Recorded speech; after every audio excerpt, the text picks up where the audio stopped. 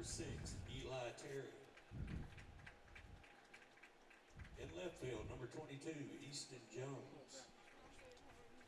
At third base, number 24, Zach Creasy. The DH, number 21,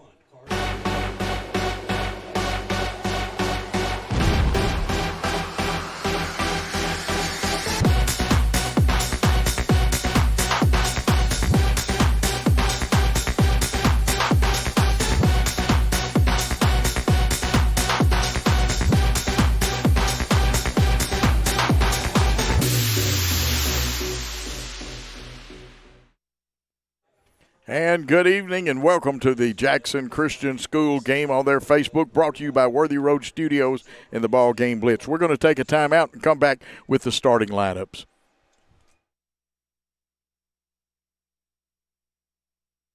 Fleet Feet, your locally owned source for the best shoes for school, work, running, and everyday comfort. They offer a 3D scan of your feet and professional fitting.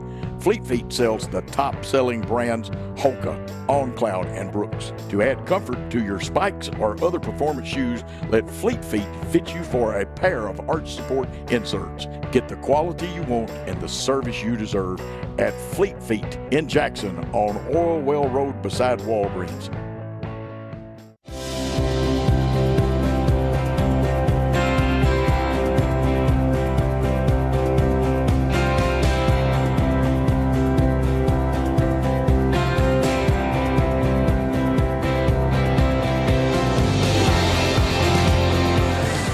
At Dynamics Physical Therapy, we help our clients get back to doing what they love. Dynamics is now serving communities throughout West Tennessee. Tired of going to the dealerships only to see empty spaces? Then come to Carlock Nissan of Jackson. We have over 60 new vehicles in stock and more coming in daily. You can see, feel, and of course smell that new car smell. Save up to $8,600 off MSRP on a new Nissan. Plus, special APR financing as low as 1.9%. It's all at Carlock Nissan of Jackson. You should already be here.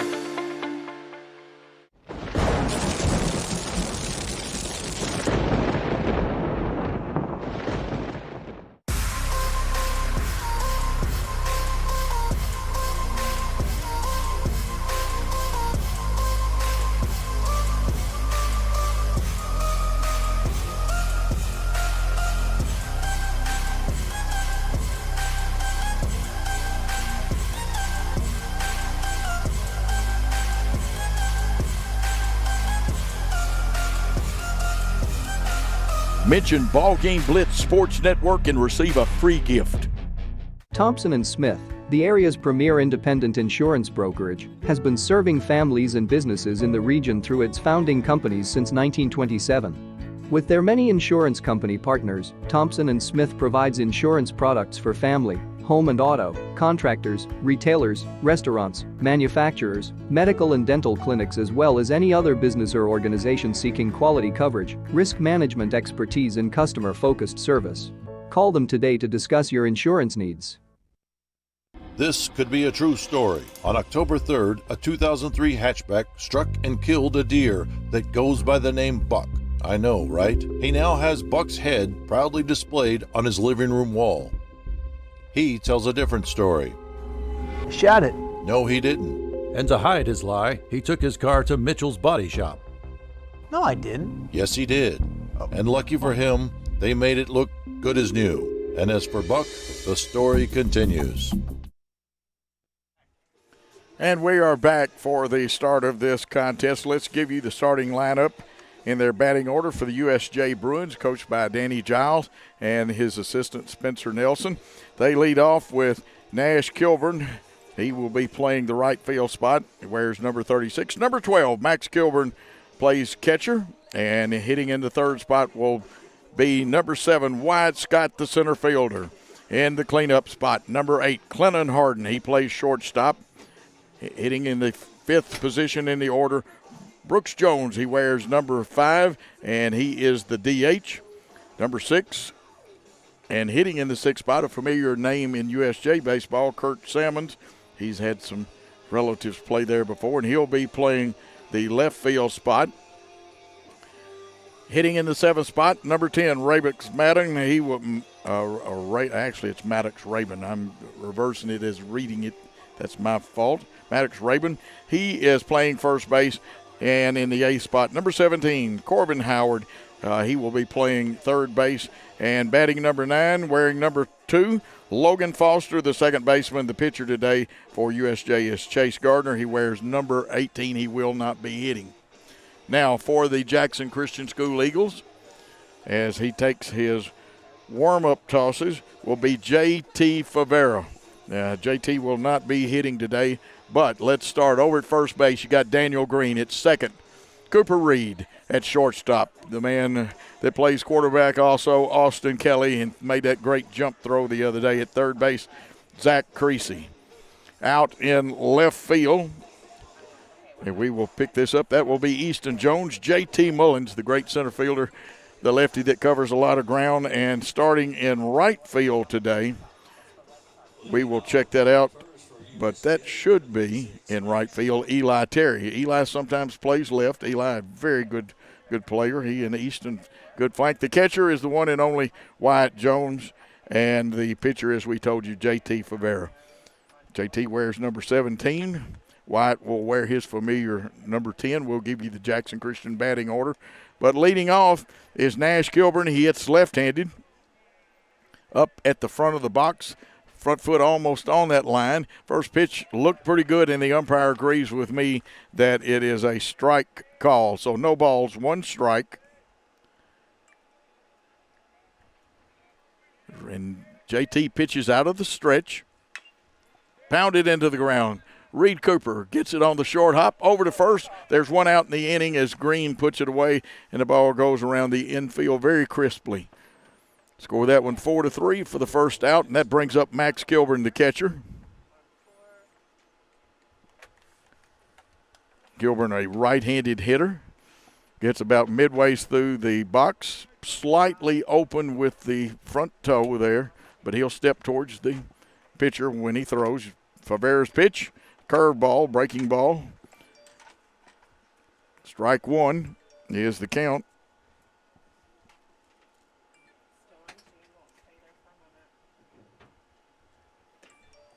And the second pitch is a ball, 1-1 to count.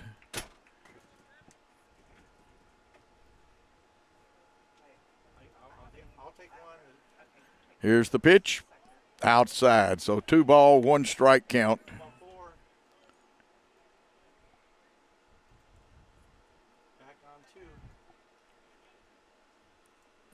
Two balls, 1 strike pitch coming. Breaking ball, looked good. It's a strike. Two balls, 2 strikes, 1 out. Kilburn, the hitter. This is Max Kilburn, the catcher. Nash Kilburn led off the game. Wyatt Scott on deck, who plays center field. Here's the pitch. Breaking ball that time stayed high and outside. It's a full count of 3-2.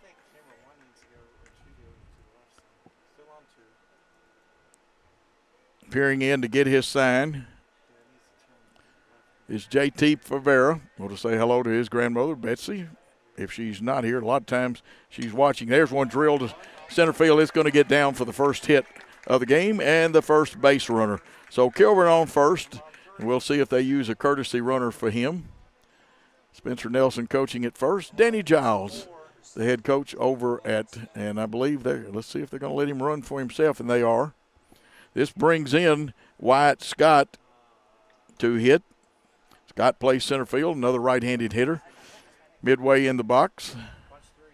Favera, the jump turn throw, and the runner dives back successfully. We're here in the top of the first at Mural Hass Field. Beautiful stadium. Right field, the trees behind it, they're close to the fence. Now the ones that are actually in left field, those are past the tennis courts and the football field. And it looks like we had time call there. Green holding on, outfield straight away. Infield at double play depth. Looks like the second baseman will be covering if there's a steal attempt. This one hitting the left field. Will it get down? Yes, it will. And now USJ has runners on first and second with 1 out. Good relay. And it was cut off. That's good fundamental play, but that's hitting those hit them where they ain't is what Wee Willie Keeler used to say a long time ago in baseball. And I mean at the turn of the century and the early few years of baseball. So with 2 runners on and only 1 out, J.T. Favera has a small mess here. And this time he throws the number 1 right down Main Street in a good swing but no contact. So it's a no ball, 1 strike count. We're in the top of the first. Been no score. Very little out. The infield still at double play depth. Fouled off reaching for that outside pitch a little bit is Wyatt Scott. So he'll have a 2-strike count. Favera can have a waste pitch or throw a temptation pitch if you prefer that name. No, not the tempting temptations from music. This is a pitch to tempt the batter to go after something that's not really good. And the hitter calls timeout this time.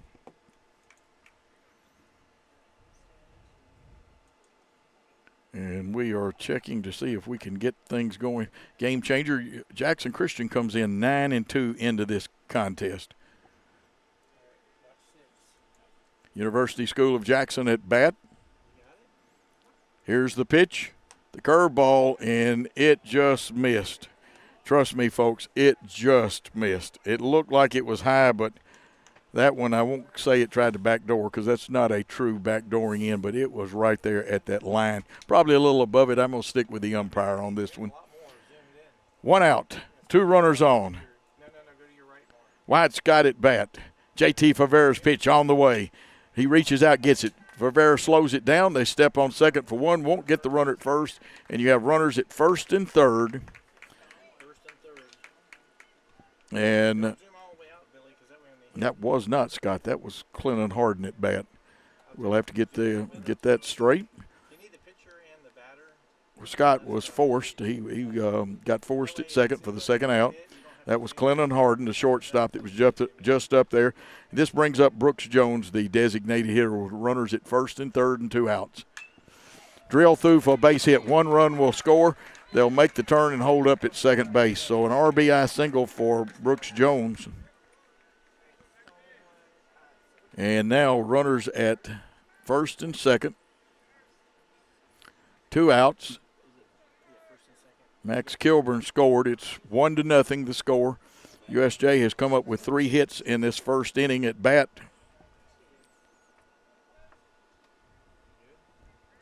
Here's the pitch from Favera. High chopper, the old Baltimore chop. Step on second for the force, and this inning is over as Salmons grounds out for the 3rd out, and it was a fielder's choice. But there were 3 runs for USJ on 1 run. We're reversing everything today. We'll have to kind of refresh my game changer. 1 run on 3 hits, no errors, and 2 men left on base. At the end of a half inning of play, USJ 1, Jackson Christian 0.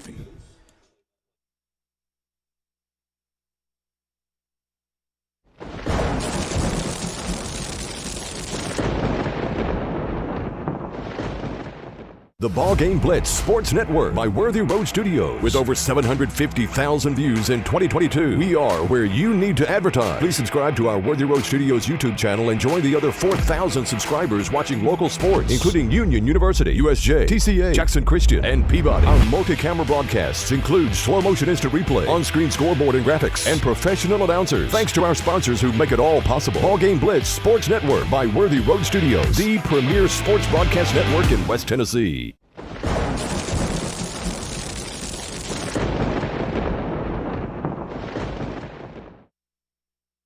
USJ leads 1-0. We're in the bottom of the first inning. The batting order for the Jackson Christian School Eagles, 9-2. Austin Kelly, wearing number 1, playing shortstop, leads off. In the second spot, number 6, Eli Terry. He's in right field. In the third spot, number 22, Easton Jones. He is going to play left field today. Cleanup hitter, Zach Creasy. He wears number 5. Or actually wears 24, and 5 is his position, which means he's the third baseman. In the 5th hitting spot, Carson Holt, the dangerous designated hitter, wears number 21. 6th spot, Wyatt Jones, the catcher. He wears number 10, and we'll pick up the rest of the order as Austin Kelly has stepped up to the plate. And there's a swinging strike. That one was high, but Kelly thought it had merit and swung at it.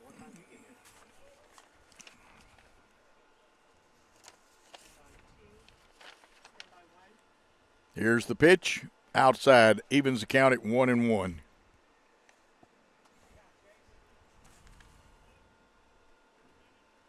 And we got Game Changer working a little better now. 2 pitches so far by Gardner. This is Kelly leading off. And just a hair low and might have missed that black edge of the plate.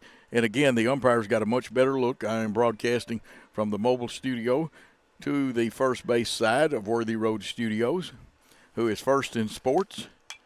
This one popped up and out of play. Worthy Road Studios and the BallGame Blitz, first in sports, first in videoing around here, and first in your hearts. You thought I was going to do the George Washington bit, didn't you?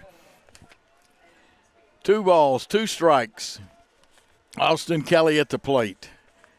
Gardner brings it to the mound, and it comes over the top of the head.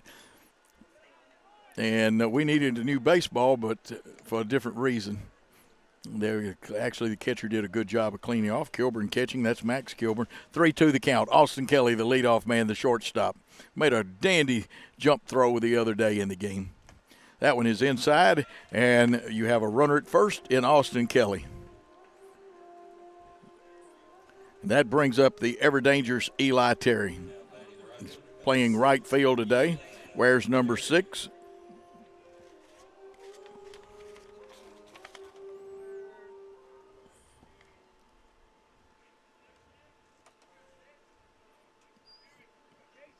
We don't have our batting average sheet like we normally do with us today. Here's one hit deep out in the outfield in left center gap, but it's high enough in the air. The center fielder, Scott, has gotten over there and under it for the first out of the inning. Score that one F8 to center field. 1 out and brings up Easton Jones. Easton in left field. Very good hitter in his own right. That's one of those that Eli would have loved to have gotten less under it and driven it a little more into that gap. Gardner out of the stretch, checks the runner, comes to the plate, and it's high. Now that would have been a good pitch had the runner been stealing for Kilburn to throw to second. Slightly open stance with that left foot out a little bit towards the third baseline. He'll step towards the pitcher. This one got under it, and he'd love to have that one back.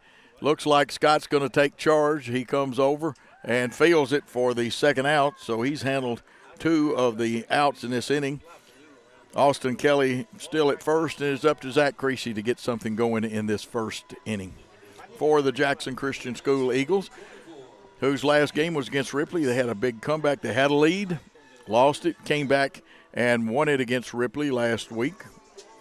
The girls softball team was in action at a big tournament up in Brentwood, Tennessee at Crockett Field. Last week they're playing the USJ girls today in softball. There's one. Got under it again. Right fielder gives chase. The only question is, will it stay fair or foul? It is a foul ball, and we'll have the next pitch because nobody got to it. It was one of those that had it been fair, they would have been running for quite a while. 20-foot wall in right field. It's the closest part of the field, and we'll give you some dimensions. Creasy in the back of the box has the wide Joe DiMaggio type stance, if any of you ever seen him. The runner's going. Here's the peg from Kilburn. It gets through, and you've got a stolen base there by Austin Kelly. So you got that runner at second with a 2-strike count on Creasy. 2 outs in the inning. Creasy has to protect the plate. Gardner has thrown 10 pitches unofficially. We'll check the official count here in a minute. Gardner checks the runner. The second baseman comes over. He'll sprint to his position. Here's the pitch outside. So a 1-2 count. Number 24, right-handed hitting Zach Creasy up there. Down at first base coaching, Chase McLean over at first, the former skipper of the Peabody Golden Tide. He's retired, but coaching here at Jackson Christian School. Todd Lumley in the dugout. Brian Bullard, the old Freed Hardeman player and a football coach. Here's the pitch. The curveball got under it. It's probably going to hang up for Scott long enough. It does. Scott has retired the side by himself. There were no runs scored, no hits, no errors, and one man left on base at the end of one full inning of play. USJ 1, Jackson Christian nothing. Let's take a timeout on the ball game Blitz. Downtown is thriving and the Blacksmith Restaurant is leading the pack. From the rustic dining room to the unmatched patio, eating local with family is what we're about. Live local, eat local, relax local. At Arrington Funeral Directors, we accept all prearranged funerals. So you may have prearranged your funeral in this town with another funeral home or even in another state, but we accept all prearranged funerals because we're here to serve families.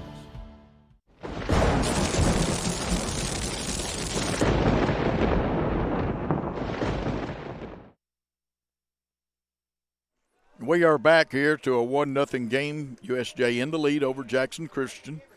We're on the beautiful campus of Jackson Christian.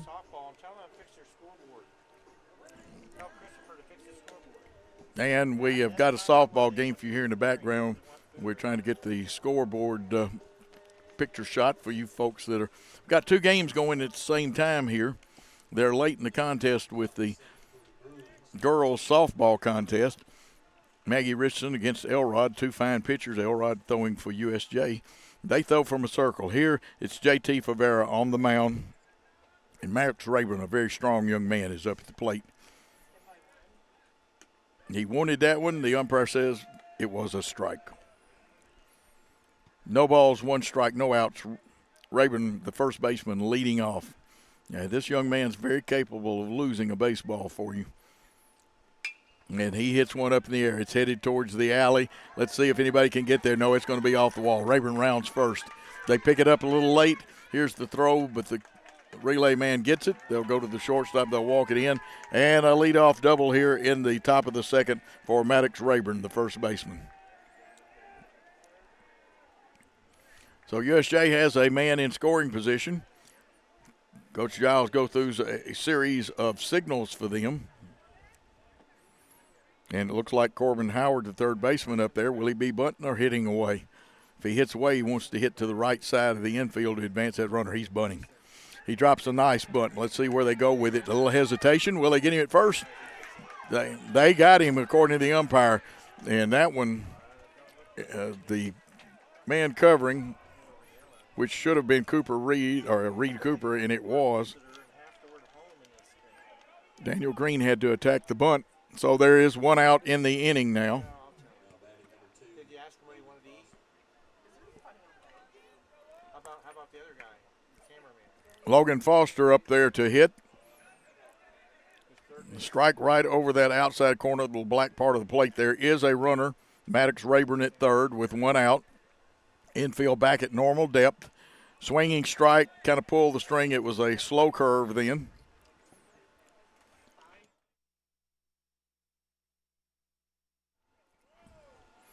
J.T. Favera has his sign, checks the runner, comes to the plate. And they say it didn't get him. That one I thought we were going to have a hits batsman. One ball, two strikes, one out. Rayburn at third. Here's the pitch from Favera. Curveball drilled to left field, coming on to try to make the catch, and it gets by. Rayburn will score. That is a fact. And steaming into second with a double. And we'll see officially, and they did score a hit, and I would have too, is Logan Foster. So with one out, well, now they've changed the scoring to an error. And, Paul, it was probably my inhaler. For the folks that don't know, I do have some trouble with a little bit of asthma and some things like that, and I just knocked it off the table. And a pitch outside from Favera. 2 runs in and 5 hits so far for USJ. I know our scoreboard's telling you it's 1 run, but trust me, it is 2 runs because Kilburn scored in the first inning. It's the first time that J.T. Favera has missed 2 straight like this and put himself behind, and they count 2 balls, no strikes. Runner at second. Scoreboard, it's still wrong. It's 2-0. Been a run in each inning. Not our scoreboard, but the one out there. There is a strike right down Main Street. They just changed. Did they get it changed? They got it changed, and Paul is taking a trip to help them out. Paul is such a nice guy about stuff like that. Up at the plate is Nash Kilburn, the left-handed leadoff man. Favera fakes the throw to second. You do not have to go there. Remember, both pitchers are limited to 120 pitches.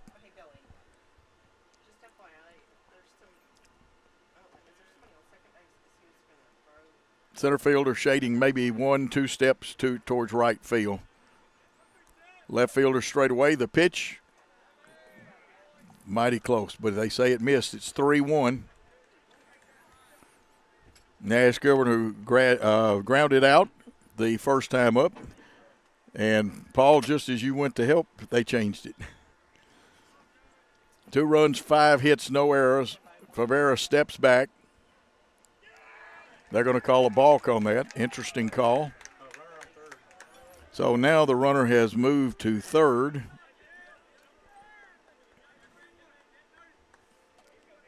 And is definitely in scoring position. Walk, error. Well, walk won't score him, but a pass ball, wild pitch, error, base hit. Here's the throw. That curveball right down there. It's a good pitch. It makes it 3-2 with that runner on third. And I finally got my game changer straightened out. They had everybody's names reversed. Here's one popped up high. J.T. Favera gives a signal to him. Kelly takes charge of it, and sure-handed Austin Kelly puts that one away for the second out in the inning. Put the little pop-up thing over 6, and it's 2 outs with a runner at third, and that brings up Max Kilburn, who had a solid single his first time up. Scored a run. Everybody playing at normal depth. Here's one drilled to right field. Will it stay fair? And it hits off the foul part of the fence out there. That wall is 20 feet high that you saw. And, of course, that is one of the shorter spots in the field. I believe it's either – and here's one to Kelly. Big hop over to first for the third out. There was 1 run on 2 hits in that inning, 1 man left on base. And at the end of 1 1/2 innings of play, USJ is up 2-0 over Jackson Christian School. Let's take a timeout on the Jackson Christian Facebook and Worthy Road Studios.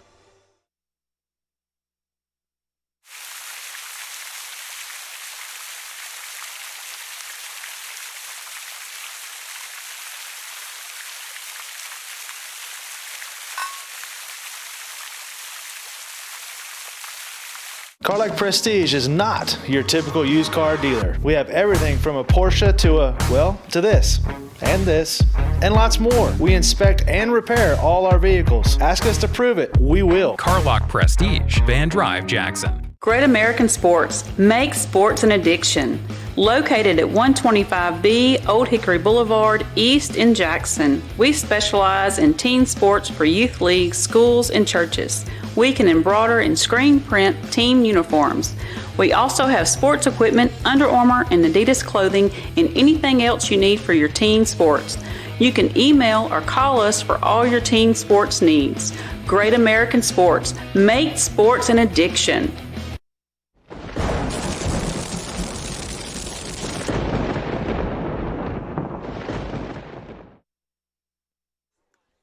And we welcome our viewers in. We've got been informed we also have some from USJ watching this broadcast.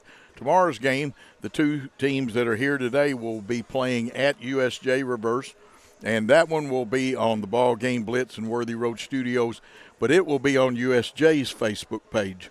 Today's game is on Jackson Christian's page, and if somebody's looking for it and can't find it, tell them where to go. Go to Jackson Christian's Facebook page. Now, with a 2-0 lead, Gardner takes his last warm-up pitch. Carson Holt, the strong DH, he'll hit from the left side of the plate, will be up there. Carson, a good hitter, he can play first base, and he's a pretty good pitcher. They limited his innings because of some injuries, and as he gets healthier, he wears his guard on the back leg because that's the one I believe that's had the most injuries. Solid athletic family he comes from. We will tell you more about them later as Gardner gets ready to throw. Gardner's first pitch is a swinging strike one.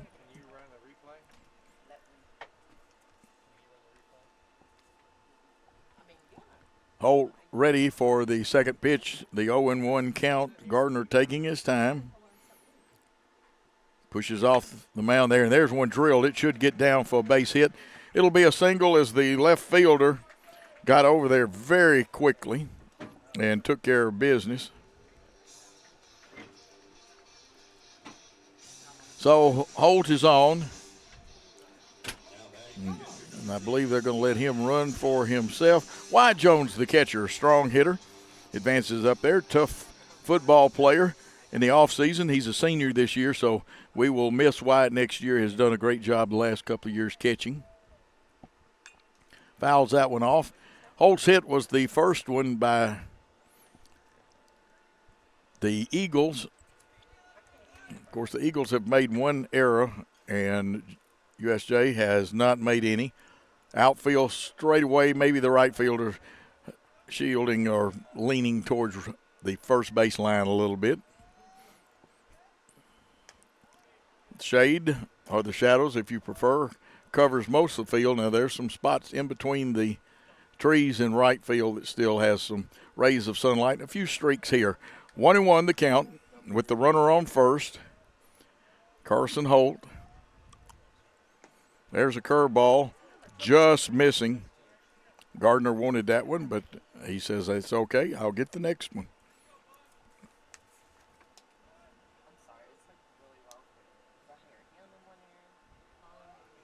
The 2-1 pitch on the way. Out on his front foot, hitting a slow roller to the shortstop. Comes up gunning, gets the runner at first, and Holt advances to second. 6-3, you score that. Shortstop to first.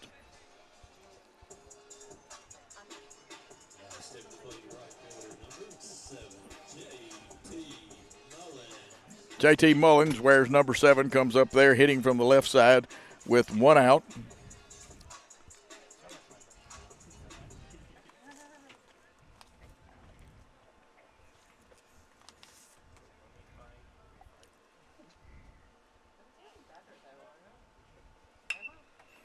Here's one hit. It's curving towards the left field line. It is fair. See if they send Holt. No. And down to second.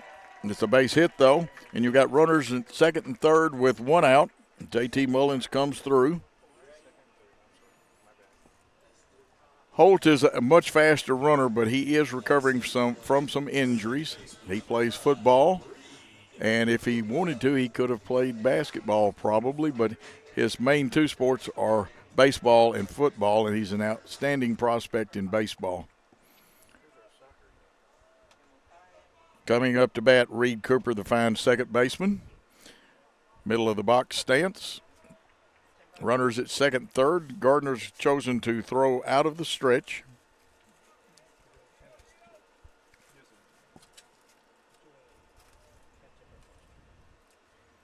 Here's the pitch. Curveball. Looked pretty good. It is. They say it's a strike. No one, or 0-1 if you would prefer it that way. The count to the batter. One out. Runners at second, third in scoring position. Center fielder in a little bit in center field, and left and right are playing at about their normal spots. Here's one hit on the line. It's going to be an error on the third baseman, and now it's going to be a foot race to the bag, and third baseman could not pick it up.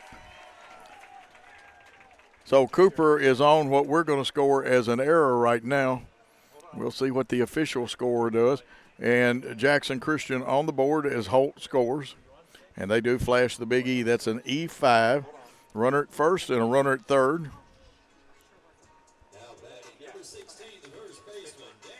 Here he is, the big man himself, plays football, probably could play a couple of other sports, being recruited. And we got a replay there. And that is clearly an E5.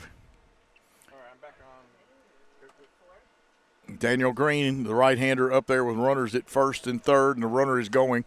Here's one on the ground. Won't be a double play. They'll go to first to get Green. The run will score, and that drives the run home, and it is a tie ball game at 2 with 2 outs and a runner left at second base. Brings up the top of the order, Austin Kelly.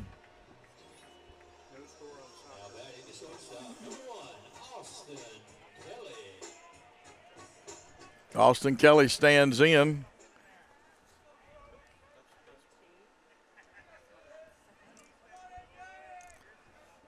And our game changer, because there's been some things gone crazy with it.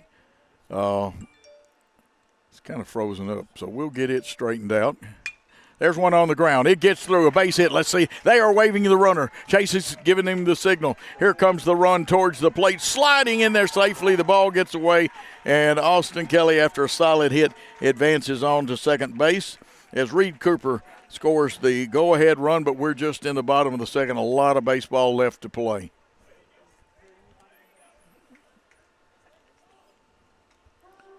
So with 2 outs, there's a runner on third. Jackson Christian has just taken the lead, 3-2.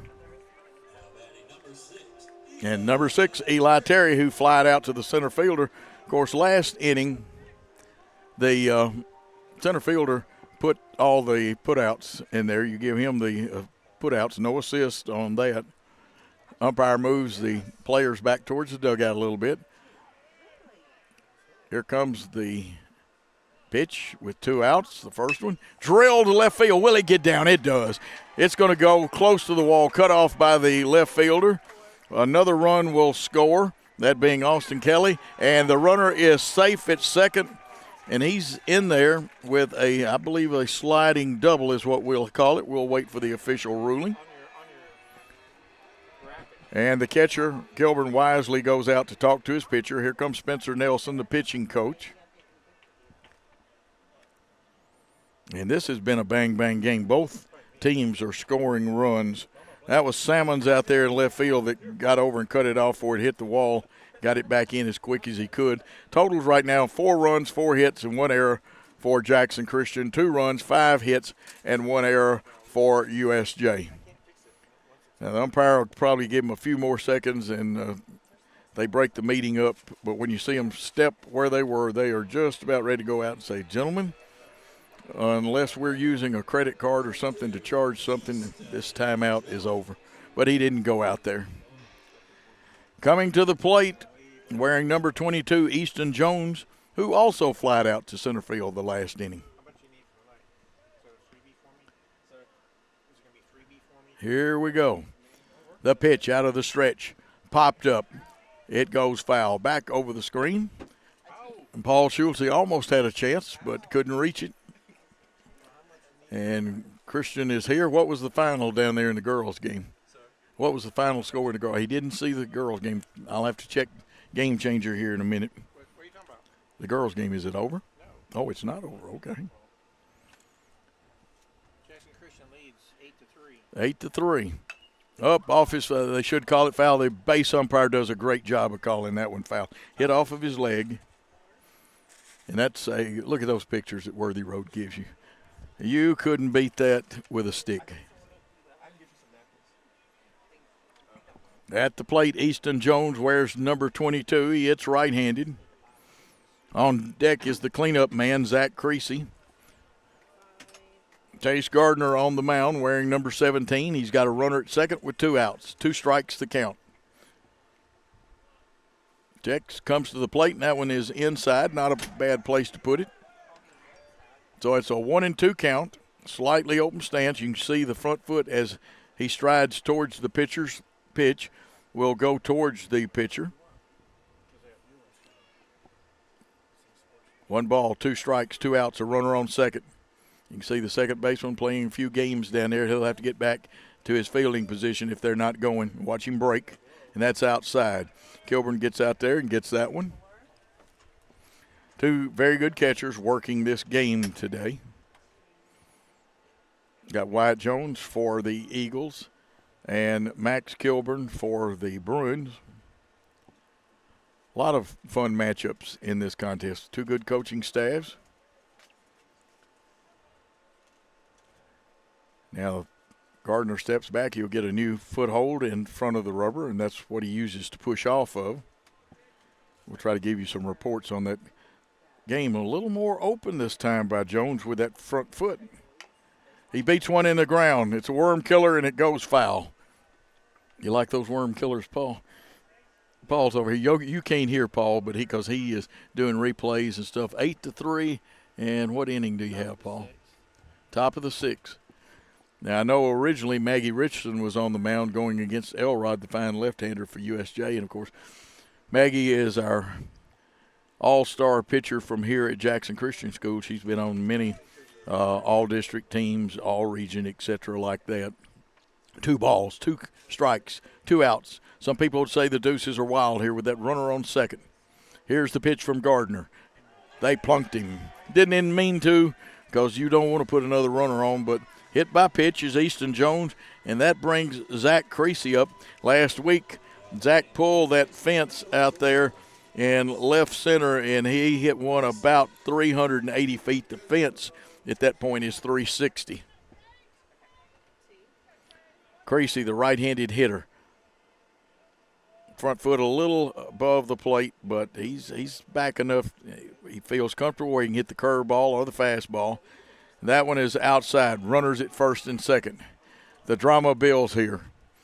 2 rival schools. 2 schools that would give their eye teeth to beat each other in any sport. If we played paddleball, they'd be competitive. The 1-ball pitch coming from Gardner. Swinging strike, and Creasy had that left field on his mind. Salmons, the left fielder, way off the line in left field right now. Straight away in center. Step or 2 towards first is Kilburn. That's Nash Kilburn out there.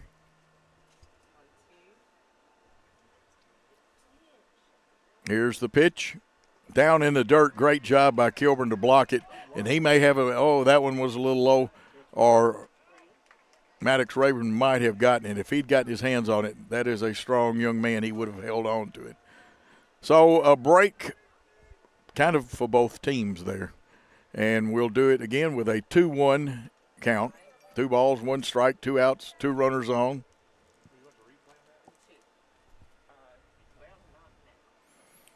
And peering in for his signal, Chase Gardner, the right-hander. This one up in the air. Does it have enough air to stay up? Second baseman gives chase. Right fielder calls him off. Makes one a catch about 6 inches above the ground to end the inning. But Jackson Christian picked up 4 big runs on 4 hits and now lead 4-2 over USJ. Let's take that time out on the Worthy Road Studios network with the Jackson Christian Facebook. Home furnishings, appliances, bedding, and so much more. Kaufman's. At the Bypass and Oil Well Road in Jackson. Home furnishings for every room in your home. Custom upholstery options too, with professional advice. Major appliances from America's top name brands. Mattresses and bedding accessories. Outdoor living and grilling too. And our fully stocked warehouse helps prevent supply chain delays. Kaufman's. For your life. Do you want your smile to say it all? At Elite Dental Care, we'll make you and your family feel comfortable and secure with a variety of services and state-of-the-art care. We offer sedation dentistry that will make your time in the dental chair comfortable and relaxed. Come by and see our newly renovated and expanded office in Jackson or one of our other convenient locations in Trenton or Dyersburg. Trust your smile with Elite Dental Care and let your smile say it all.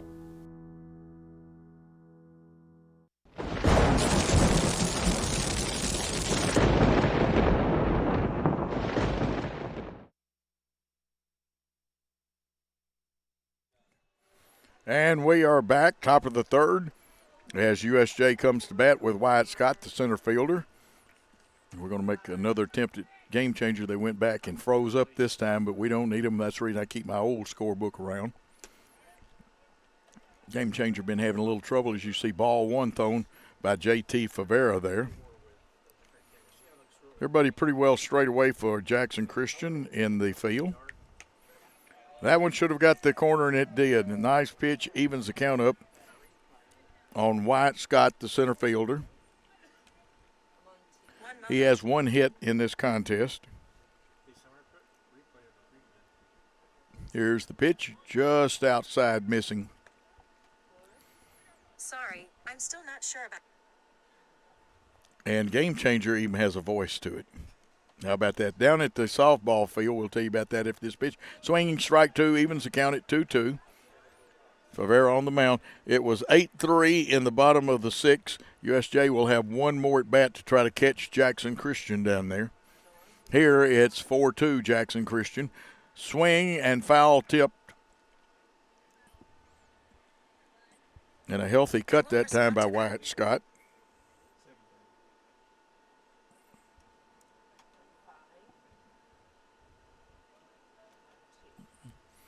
Two-two pitch on the way from Favera. Pull the string a little bit on that curveball, but Scott got enough of it to hang tough, and we'll do 2-2 again. Scott wears number 7. Of course, old-timers remember number 7 is Mickey Mantle. It has been worn by many people since then. Retired by the Yankees. That one was awfully close. It runs the count to 3-2. 3-2 the count, no outs. Scott leading off the top of the third, Favera's pitch. And again, he's hanging tough and making Favera use a lot of pitches. Jackson Christian comes into this contest 9-2. And if my stats are right, Favera has used 36 pitches. We'll catch him up. That was actually the 37th now. Here's the 38th, a swinging strike. That one was the breaking ball. So now 1-for-2 for Scott. Favera's first strikeout. And brings up Harden, the shortstop.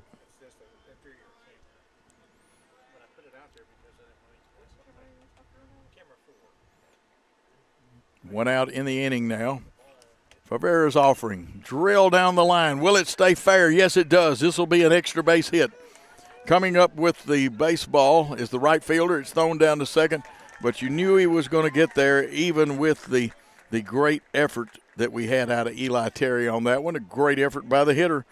So Glennon Harden has we'll call it a double, and a runner in scoring position is Brooks Jones, the DH. Advances to the plate. He had an RBI single there in the first. He's a right-handed hitter. Infield will play at normal depth. Let's see, the second baseman probably will be the one that'll play games to keep the runner close. Favera check, came to the plate, threw that one by the hitter, Jones. So it's a no ball, one strike count with one out, one runner on. Third baseman off the line about 8 or 9 feet, about a step or two back from a parallel line with the bag. Just missing, and the umpire had to think about that one. Makes the count 1 ball, 1 strike, 1 out. 1 runner on. Brooks Jones, the DH at the plate, designated hitter. I got a text from some of the ladies that asked me to sometimes use the full term instead of the initials. Oh, nice pitch. Makes it a 1 ball, 2 strike count. Hitter in the hole. 1 out. That runner's on second. Brooks Jones wants to pick the runner up.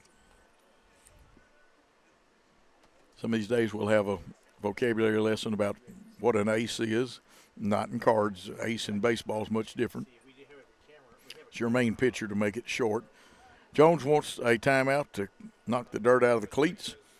Think about it.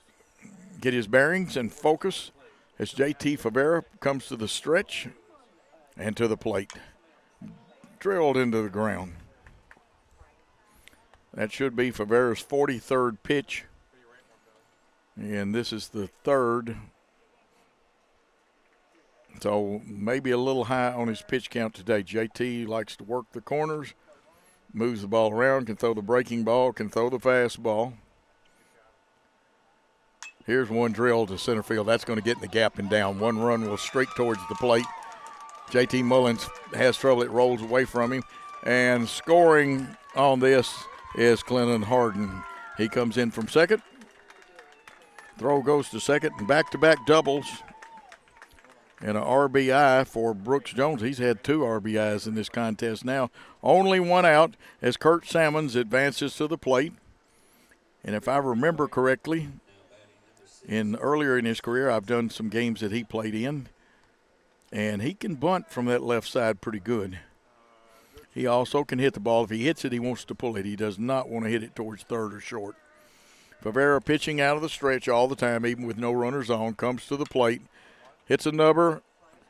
They look and throw to first. There's a runner at third with 2 outs as Salmons grounds to the pitcher. So with a runner on third and 2 outs, remember he has multiple ways to score, and a very strong young man coming to the plate. He had a double his first time up, Maddox Rayburn. 44 pitches for Favera. In the top of the 7th at softball. 2 outs, still an 8-3 game, and I just saw Maggie Richardson on a good picture. Worthy Road doing both of these. This game is in the books. It's 8-3.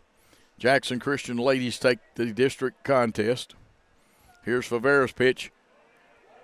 Just a hair low for ball 1. And for those of you that sometimes you can hear Paul, he's got the pull cameras. That doesn't mean he's going to do anything ugly to them. They're going for the pickoff at third late. That throw or pitch was a little high, and I like the way Wyatt Jones came out of there aggressively. He says, I know you're there. Don't get too big a lead. I'll get you. 2 balls, 1 strike, 2 outs, a runner at third. The hitter, Maddox Rayburn, the first baseman, wears number 10. Curveball, and that was a dandy. Maddox, though, was wise to lay off that one unless he was going to take it to right field. So the deuces are wild again for some people. 2 balls, 2 strikes, 2 outs. Rayburn up there, the pitch on the ground, deflected by the pitcher. Will they get him at first? Reed Cooper's throw is in time to get the 3rd out of the inning. So 3 outs, but 1 run scored. And I believe Summer is going to give you a replay here, and if she does, we all love Summer for that. And there's your Mitchell's replay. Great play right there. And it's tightened up as USJ scores 1 run on 2 hits, if my tally is right. And we'll check that at the break. We're going to take a short timeout and be back with more USJ Jackson Christian Baseball on Jackson Christian's Facebook. Looking for a new and exciting career? At Jackson State Community College, we offer nationally recognized, top-rated programs designed to greenlight your career for success. With courses available in the health sciences, nursing, computer technology, and much more, your next step towards a career starts here at Jackson State. Learn how Jackson State Community College can greenlight your future at greenlightyourfuture.com.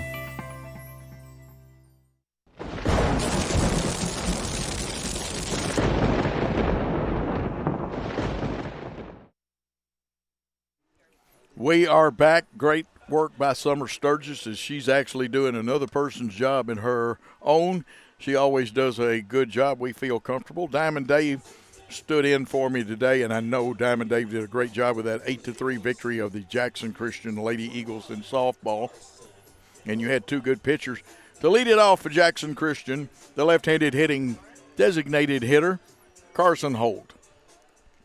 And the lady that wrote me a while ago said, thank you for telling me what a DH is. You're welcome, ma'am.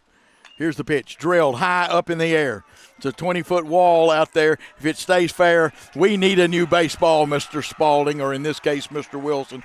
They both make baseball. And Carson Holt has gotten that run back with a home run, and we want to see that home run again, I guarantee you. Did it go too far? But you see him cross the plate. What a wonderful thing for a very fine young man. His mom and dad, both great athletes. His mom played for me. His sister is on the softball team. She's injured right now and plays basketball, so a very athletic family. His grandfather just happens to be City Councilman David Sisko. Another man that is capable of launching one, and that 20-foot wall didn't matter on that one. That was a home run all the way. He's 0 for 1, but Wyatt Jones, the catcher, is up there. Nice pitch by Gardner on the outside corner of the plate. Only place you could have hit that one was maybe try to take it to right field or right center. Wide stance like Joe DiMaggio used to use, for those of you that remember DiMaggio. The Generation Xers do not remember Joe DiMaggio except for hearing about him. I think he played his last contest for the New York Yankees.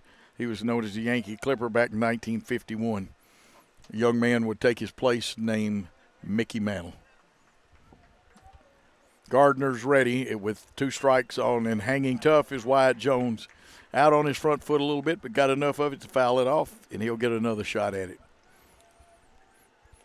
Chase Gardner on the mound. His battery mate is Max Kilburn. That's the catcher when you say the battery mate, because they're considered battery, not an ever-ready one.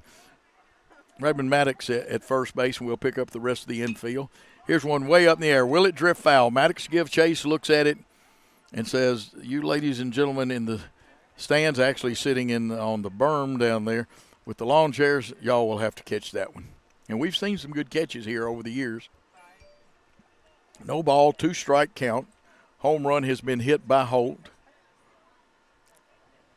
Mr. Spalding would like to have given us a new baseball, but they play with Wilson baseballs in the TSSAA. The 0-2 pitch from Gardner. Popped up in the air. It'll be in the infield, and it started tailing away, and I will take and give some defense for the second baseman, but it'll still be scored as an error. And you watch it kind of tail away from him. So the second error of the night for USJ. This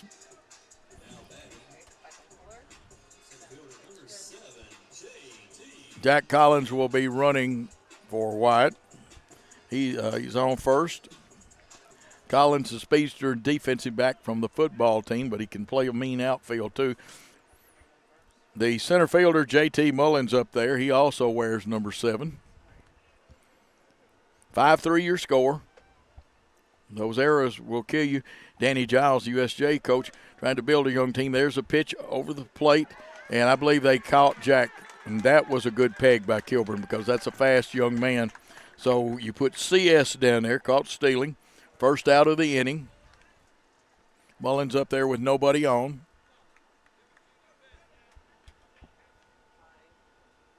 "5-3 is your score. 1 ball count. They said that one was just a little low. Gardner ready to come to the plate, on the ground, right behind his back. Second baseman came up with it, tried to make a play, but it was too late. He had to go to his needs. So an infield single and a runner on first, and that has to be scored infield signal. When you follow through on your pitching, if you turn your back like that and your face is towards first, you got to watch your follow through, try to be as square to the plate as you can. You can feel those kind of pitches. I have seen a few players wrap their glove around their back and get those.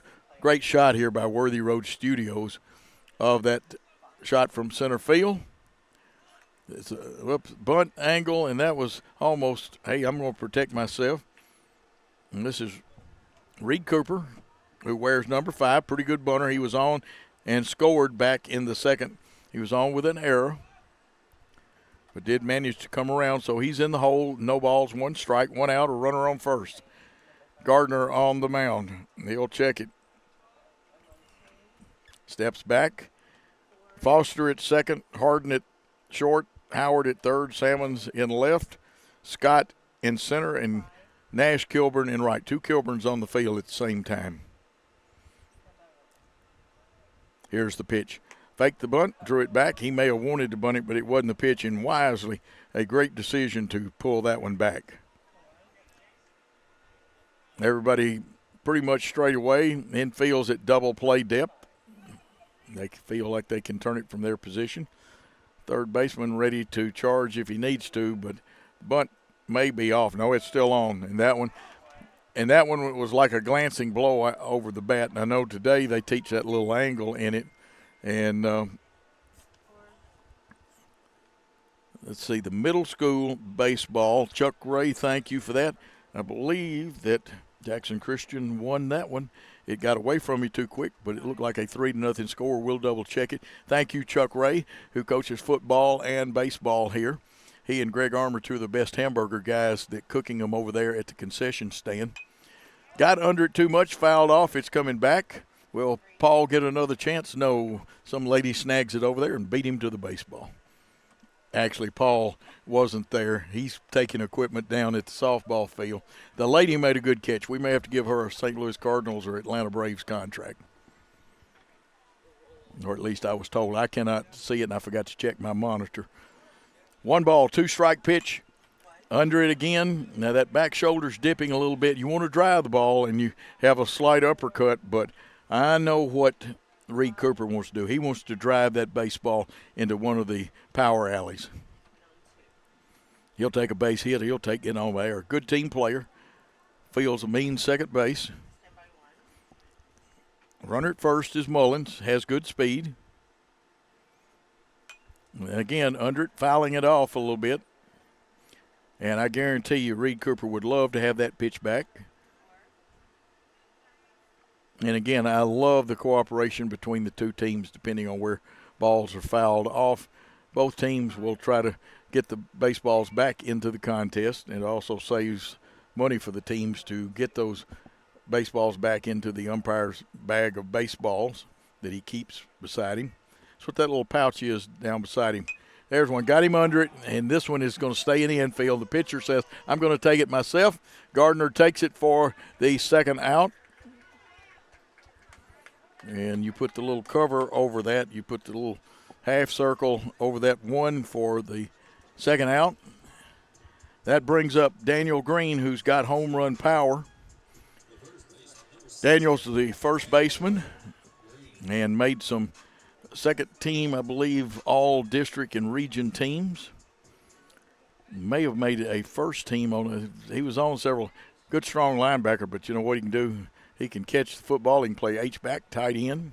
But he's a baseball player today. Here's the pitch. Just under a little chin music. Not intentional, but it's still, you know, that's what they say about not by the hair of my chinny chin chin. Well, that's how close it was. 1 ball, no strikes. 2 outs. A runner at first. This one is up in the air, but it's got that hook on it, and it goes foul. It would have been long enough, and he said, oh, me, could I have that one back? Even if we replayed it, you don't get it over again. Daniel, a very good student. Austin Kelly on deck, the shortstop, who also pitches some too. Mullins not with a big lead. Here's the pitch to the plate, and it's a swinging strike 2. So 1 ball, 2 strikes, 2 outs. Green will want to protect the plate, and he was going for the downs on that one. Going for the downs means he was trying to hit it as hard as he could and possibly drive it out of the Mural Haas field. He wanted to, and good batsmanship then. Gardner threw him a tempting pitch, and it was tempting to go after. Looked like a beach ball when it's that high. 2 balls, 2 strikes, 2 outs. The runner on first, Daniel Green at the plate. The catcher is Kilburn. Gardner the pitcher. There are 2 outs. Here it comes. That one is considered fouled off, more of a tipped fouled off, and we will do it again. Summer Sturgis here directing, producing, and even doing a little replay while Paul is out of the booth. I believe Billy is on top for us, and hit on the ground right at the shortstop. One of them Adam balls, he goes to second for the force, and that's a fielder's choice. And that scored 6-4. That ends the inning, but Jackson Christian picked up 1 big run on a home run to lead 5-3. We'll be going into the top of the 4th. Let's take a timeout on the BallGame Blitz and Jackson Christian Network. King Jewelers is not your typical run-of-the-mill jewelry store. Grover is a certified jeweler with 35 years experience. This isn't just a jewelry store. It's an iconic symbol of love. How far would you go for love? King Jewelers, 16B, Conrad Drive, Jackson. The most important benefit when you buy from Jones Chevrolet at Three-Way? Peace of mind. Jones Chevrolet's warranty forever comes with every qualifying new and pre-owned vehicle. Powertrain coverage for as long as you own your vehicle. Find out more at Jones Chevrolet in Three-Way.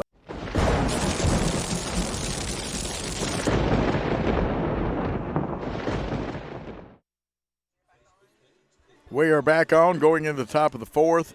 It's been kind of an offensive ball game.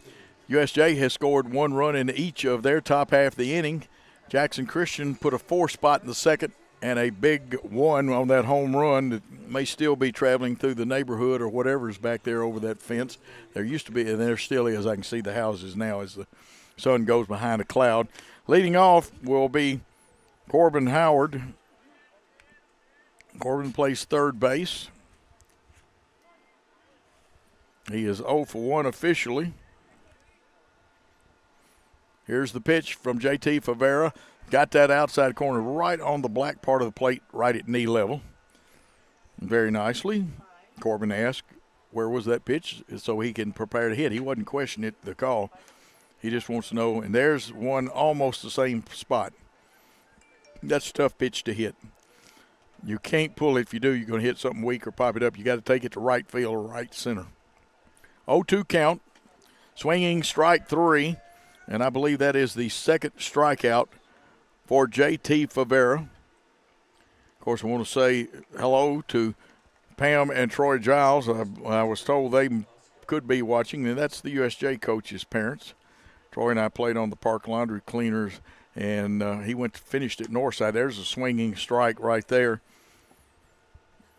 on Logan Foster. Logan's the second baseman. He's 1 for 1 in the contest. He had a big double. There's one just misses, evens the count. But Troy went to Jacks High, and then they redrew the zone lines. He finished at Northside. Was one of the outstanding Little League players of all time.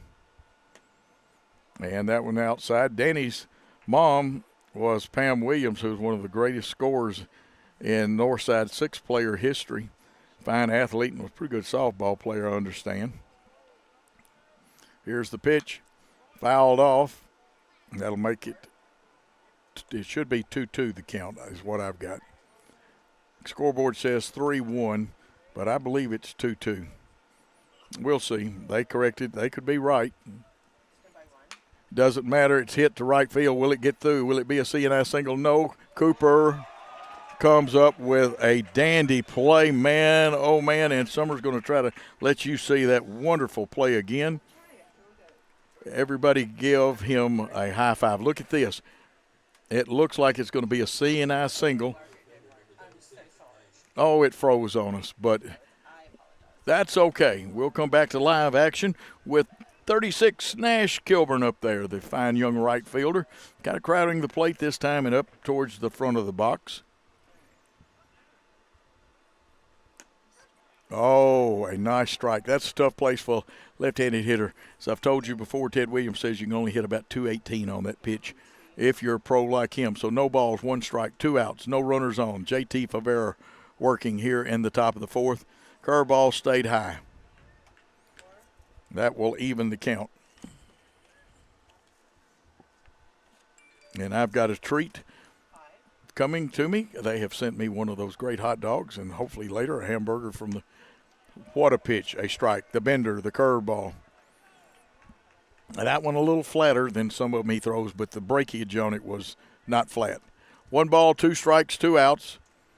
Nash Kilburn up there. Here's the pitch. Swung on, fouled off. Good call. The umpire was quick to call that one. We like it when we see that. Everybody at normal depth. Straight away and left and right, but shading right field is J.T. Mullins, the center fielder. Kilburn wears 36. Here's the pitch. Just outside. And it was far enough outside. It was a ball legitimately. Both umpires, nothing controversial. They've done a good job. We had a balk called. I understand why now. There's one, the bender fouled off. They give chase, but it's over. Just got by the screen on the hitting cage. We've got a nice one here too. Roof on it, the whole bit. You can go out there and hit softball. You can practice batting on all kinds of things. What a shot. Good shot of Max and his number. You see Wyatt Jones, the catcher, and the umpire. And that one hit on the ground. Daniel Green not only catches passes, but makes a clean catch and tags the base for the out. 3 outs in the inning. No runs, no hits, no errors, no one left on base at the end of 3.5. Jackson Christian 5, USJ 3. Let's take a timeout on the Jackson Christian and Worthy Road Studios Network. Championship DNA. That's what you find at Jones Chevrolet at Three-Way. A full line of new Chevrolets plus West Tennessee's largest used car inventory. State-of-the-art service work and pre-approved auto loans online at JonesChevroletHumboldt.com. Shop with a winner. Jones Chevrolet at Three-Way. The news says Gen Z is struggling. I've got news for them. I wait tables, but last week I built a field hospital. I put out a forest fire. I stopped 1,000 attackers. And a natural disaster. I've saved lives. And led a team on patrol. I serve. Well, I go to school full-time. While I work full-time. The greater the challenge, the stronger we become.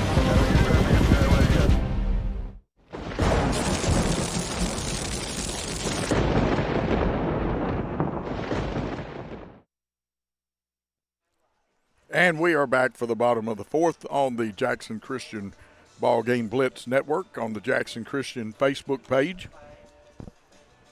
Coach Joe Holloway here going solo with this game. And it will be Jackson Christian and Austin Kelly coming to the plate, the leadoff man. Austin had a hit back in the second, walked back in the first, so he is officially 1 for 1. Chase Gardner still on the mound for USJ. It's been a fun day. My game changer reversed everybody's name a while ago, and I shouldn't have let it throw me off, but that pitch a little low for ball 1.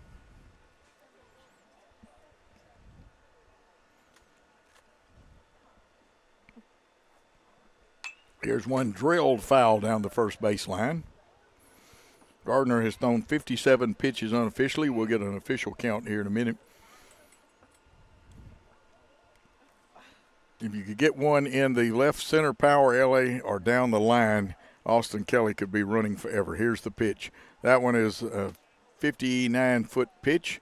The plate is 60 feet 6 inches from the pitcher, though. 2 balls, 1 strike to count. Shortstop creeps up just a little bit. Here's one drilled into left center field, but it's hanging up, but gets down anyway. It was in the air. Kelly's going to go for 2, and it's going to be a bang-bang play, and he gets under as they were waiting to make the sweep tag for a double. I believe Miss Summer is going to give you a little extra action on the replay. Look at this. Watch Kelly slide. They wanted the sweep tag but couldn't get it.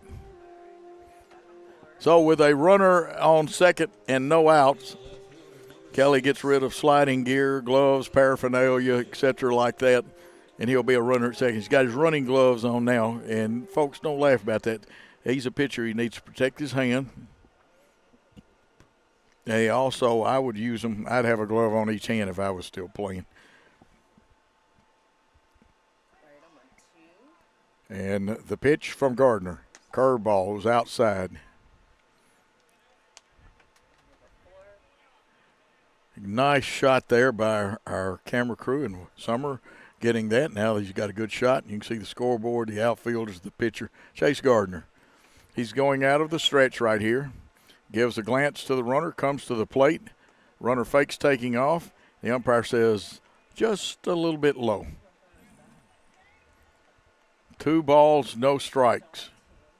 A 2-run game here, 5-3 Jackson Christian winning. Outfield straight away. Both teams with 7 hits. USJ has 2 errors. Jackson Christian 1. Here's the pitch. Outside, good job, but where they're going, did they get him? And the umpire says, yes, they got Austin Kelly. It was a bang-bang play down there, and we may get a replay if Summer's got it. If she doesn't, it's okay, but she did. Folks, Summer is good. 2-5 for caught stealing.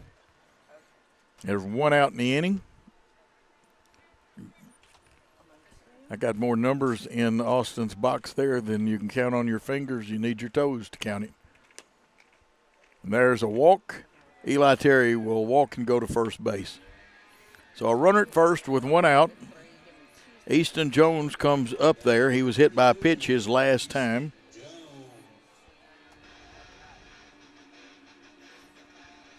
Jones flied out in the first. 1 out here, Gardner out of the stretch. Ball outside. Infield at double play depth.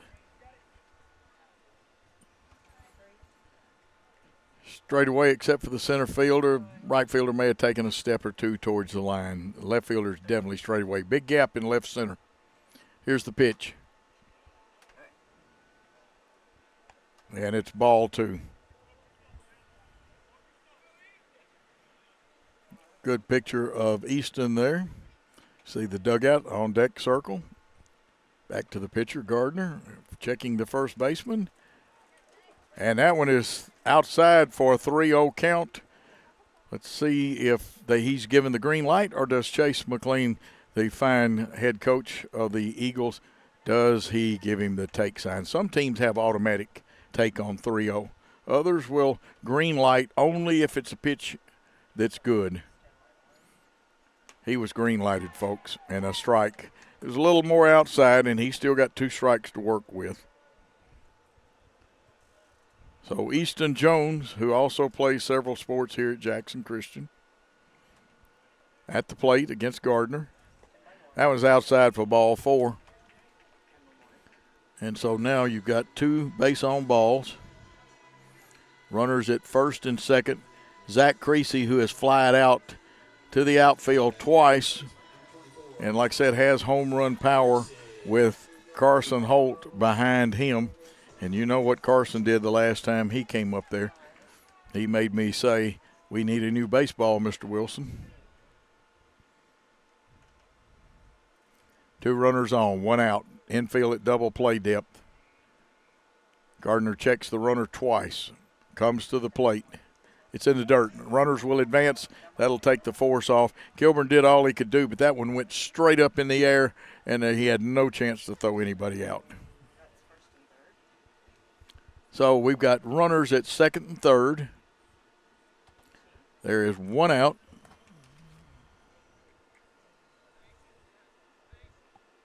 Zach Creasy, the third baseman up there.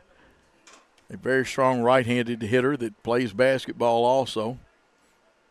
They show an outside target. So this pitch is supposed to come over the outside part of the plate. And it was a little bit more than over the outside of the plate for a ball. 3 balls, no strikes, and I see people heading towards the bullpen. 1 for protection, 1 to catch the pitcher that's warming up. Berkeley Pettigrew looks like he's going to go down there and warm up. Here's the pitch. It's in the dirt. It's 3-0 now. That was a pitch ahead, and I'm not sure why, because, well, I know why, because there's a smudge on my paper scorebook. Now this, I don't think they'll change right here, but this is purely a tactic to get some time because Pettigrew hasn't had time to throw a lot of. It's a good tactic. Both teams use it. Lots of good managers and head coaches, depending on what level of sport you're at, use it. Spencer Nelson, he's a pretty good pitcher in his own history. He's been coaching the pitchers for years. Danny Giles, the new head coach. Of course, we've got, you can see 2 of our brain trust over there, Chase McLean, Brian Bullard, and down at first, the one and only Todd Lumley, who has been a broadcaster. Now you see the umpire. He said, gentlemen, you haven't charged anything on that credit card. We're going to have to break this up. No parties allowed. And Spencer, being the wise man he is, he could feel the umpire coming. He broke it up. Like I said, these young men that coach these 2 teams, love them all. They're good people. Both teams curing some things on it, getting better. Chase has done an excellent job, and that is the walk. And that'll teach me to smudge my scorebook. Bases are jammed, no place to put them.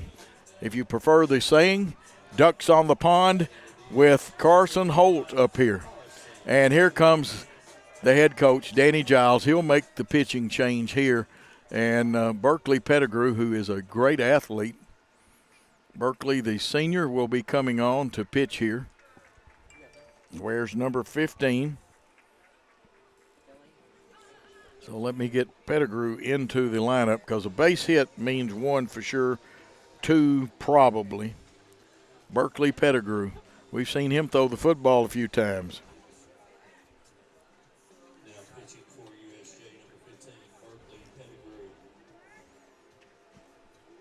Where's 15? Now, we can't close the book on Chase Gardner because he is responsible for the 3 runners on base. So any earned runs or runs scored would be charged to his account in pitching statistics. Pettigrew's job is to induce a ground ball and get a double play or to strike out and get 2 outs, so you got to force at any base. And he only had a short time to warm up. Tell you what, let's see where he is on his pitch count. You get that warm up. The curve looked good, but it was high. And like I said, I'm going to take up for the young man. He's had a short time to warm up. But this is really all Danny Giles, the head coach, could do. Chase McLean has given his instructions to his young men, the runners and the hitter. Brian Bullard checking back there with our catcher, Wyatt Jones, who is one of the men awaiting. Coming up to the plate, and you know they'll pitch Carson Holt very carefully. They're not going to give him anything that he can turn on, meaning that he can pull to that left field line, or right field line, excuse me. The right field line extremely short, 285. They do have a 20-foot fence up over part of it. The runners will return to their bases. We're just about out of warm-up pitches, and Berkeley Pettigrew gets to face the left-handed hitting Carson Holt. Carson is 2 for 2 for today, a single and a home run. He has scored both times, and right here he would like to give his team a much bigger lead because 2 runs against USJ is not necessarily safe, just like if they were 2 runs ahead of us with Jackson Christian, that wouldn't be safe. 5-3 contest. The first pitch popped up. It's out of play. Holt says, I wish I had that one back. Steps out of the box. He focuses. Carson, a very good hitter. Down in softball, when his sister's healthy, she is a very good hitter. Wide stance. Up towards the front of the box. Pitching out of the stretch, Berkeley Pettigrew on in relief. The pitch is low, and Kilburn again with a masterful stop.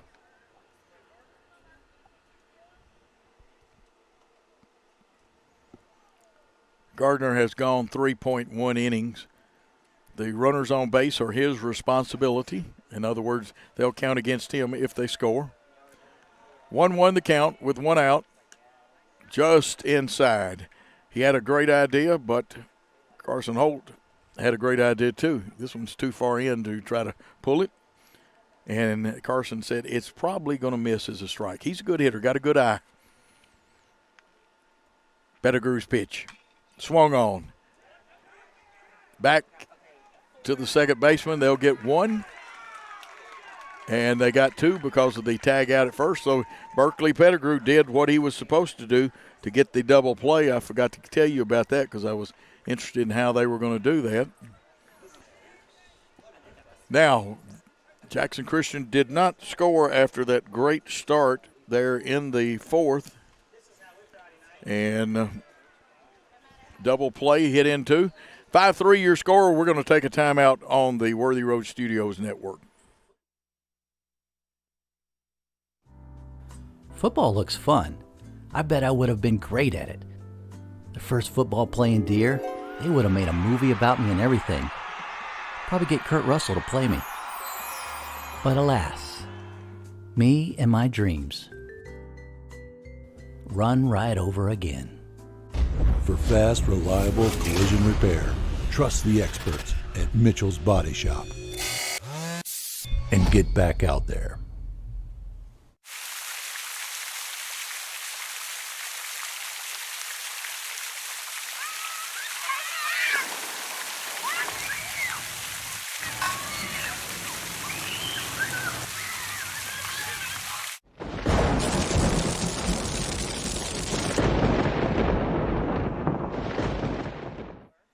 And we are back. I just learned, and Summer, correct me if I'm wrong, that Danny Giles was your basketball coach at one time. Oh, his mom, Pam, was. Okay, Pam, I was fixing to say now. Both y'all are young people, but Pam Giles, Pam is a great teacher, but she's a pretty good athlete and coach too. Troy also coached and taught. And Danny comes from an athletic family. His Uncle Hank and his granddad on the Giles side were great athletes too. The Williams family has a lot of great athletes, including Robin Williams, Pam's youngest sister, I believe, or next to youngest sister. She is the youngest. Robin played for me at Northside Junior and then Senior High, and did a great job as a post. We just didn't have any tall girls. She should have been a shooting forward or a power forward, and she did a great job. Had to guard Venus Lacey. USJ comes to the plate with Max Kilburn leading it off, right-handed hitting catcher. And the pitch a little outside for ball one.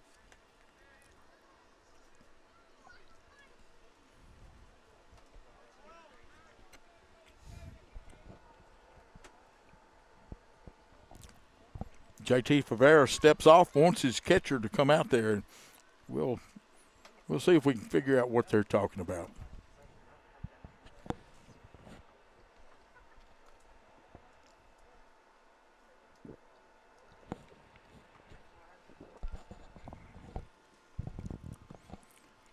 Well, Wyatt Jones did a good job of covering his mouth. I couldn't read what he was saying to him.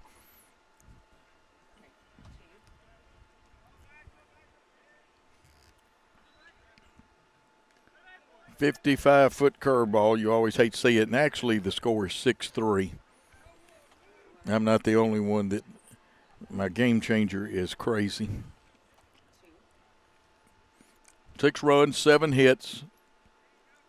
1 error for Jackson Christian, 3-7-2. There is a good pitch for strike one by JT Favera.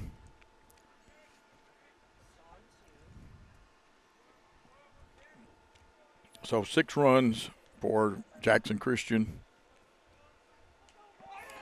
And unfortunately, JT's follow through, he released it a little high and it hit Kilburn, and he will go to first as a hits batsman. And you go back and watch the release point, and you'll see what happened with it. Jace McLean walks out there because usually JT Favera has pinpoint control. Occasionally when you get tired. And JT's logged a lot of innings this year. Matter of fact, let's check the box score. See what he's got going. He's gone 4 innings. We're in the top of the 5th. He has given up 7 hits, 3 runs, all of them earned, and he struck out 2. Has not walked anybody. He now has a hits batsman. 48 strikes in 68 pitches. Scott is up to hit. The center fielder's 1 for 2 on the day. And that curveball broke like he wanted to, and you see a little difference in the release point. And sometimes when you get tired, you want to release it, you get higher and higher. A while ago, we saw Gardner get a little higher with his pitches. The 0-1 on the way and outside. Wyatt Jones came up and gave the runner a look, and I guarantee you Wyatt would fire down there in a second. 1 base runner on with 1 out in the inning.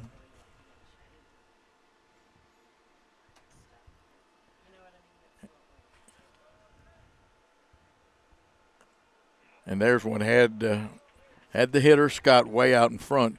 There's no way there's 1 out because that was the first batter. Scoreboard up there showing you with 1 out. But let's see, Kilburn got hit with a pitch, and this is Scott. And sometimes as a broadcaster, it's easier to look out at the scoreboard, especially the way we're sitting. 2 balls, 2 strikes.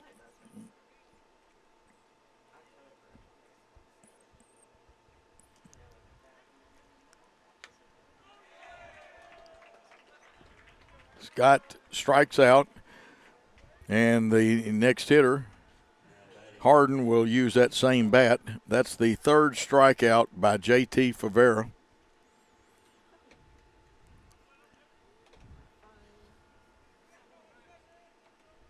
And this is number 8, Clennon Harden.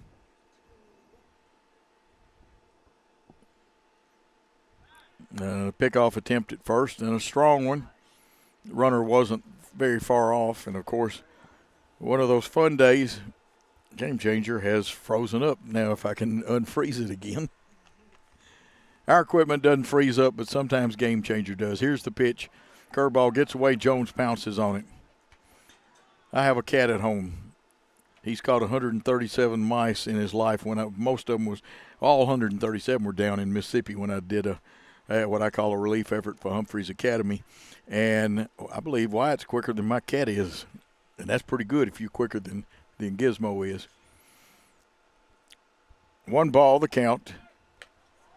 There's the peg to first, and it was a little low, but I'm going to tell you what, Daniel Green doesn't miss many things down there. He fielded it's a 2-0 count with a runner at first. Scoreboard is showing you 2 outs. There's only 1 out in the inning, and that's not our fault. We don't control that board. A little high, so it's 3-0. That is an actual picture of what a great job Worthy Road Studios does of what's on the scoreboard out there, especially in the blue and stuff. It is 1 out, and we will remind you it is 1 out and 1 out only. Runner at first, checked by Favera. That one came inside, chin music, and I believe JT may be getting a little tired. 2 runners on, first and second.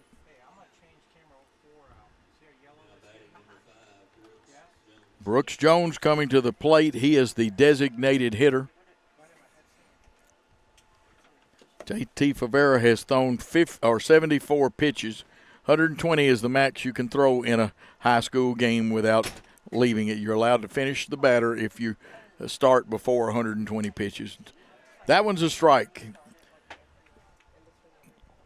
Had a little breakage to it, but it also had a little juice on it right over that outside corner. No balls, 1 strike. 2 out. We'll get the out count straight. I'm going to have to look. They've got me confused now. There's 1 out in the inning.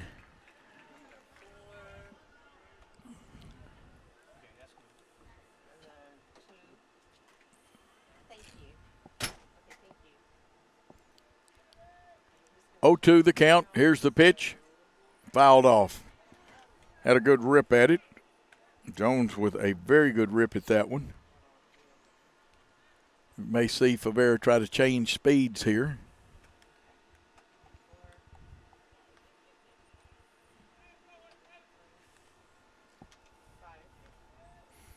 JT at 77 pitches. Swinging strike. 2 outs in the inning now.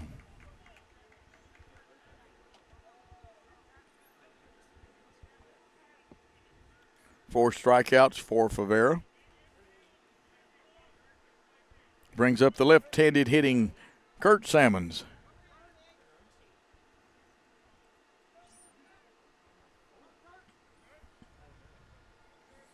Salmons 0 for 2 today. Here's the pitch. Fouled off.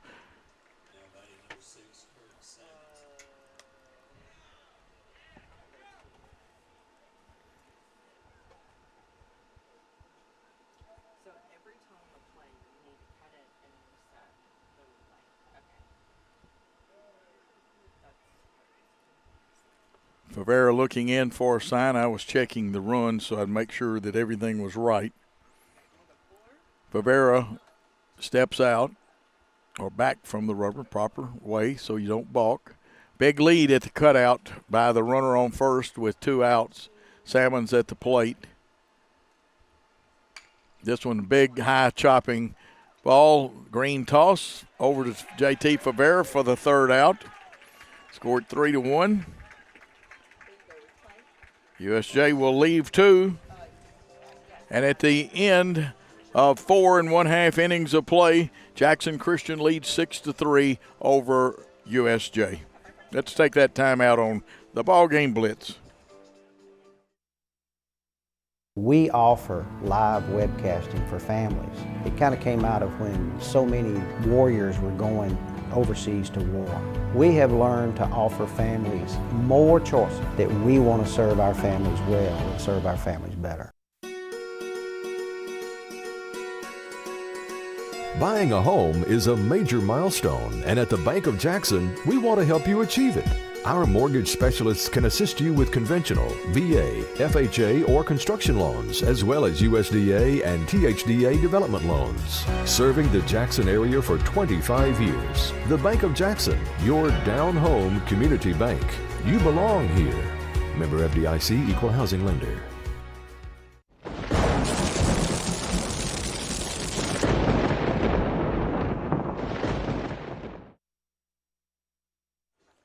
Six runs, 7 hits, 1 error for the Eagles, who are coming to bat in the bottom of the 5th. 3 runs, 7 hits, and 2 errors for the Bruins, who are out in the field. Berkeley Pettigrew on in relief. Everything in this inning, and the double play he induced belongs to him.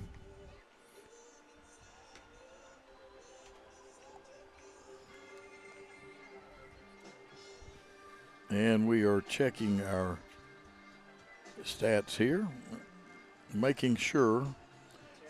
So there we got the missing run that was there. 6-3 your score. Jackson Christian with the 3-run lead.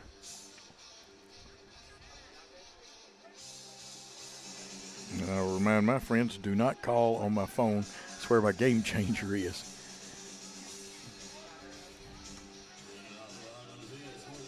And Carly Holt, the fine softball player who's injured right now, comes by. I know she's happy about her team, Jackson Christian, winning 8-3.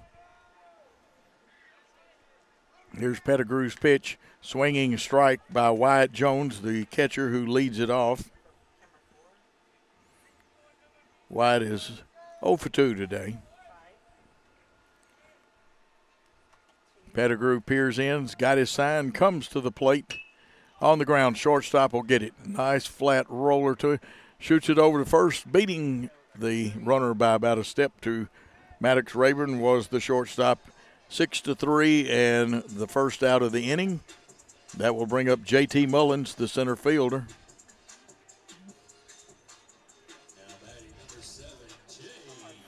J.T. Mullins, he singled twice, it looks like, according to that. I've got him, and Game Changer does too, at 2 for 2 with 1 out in the inning. Left-hander would like nothing than to get on base and score. Pettigrew's pitch fouled off. That's one of those up in your eyeliner. Is a little outside, and JT wanted that one. Sometimes that can be a rising fastball, can be a tough pitch to hit. Everybody straight away.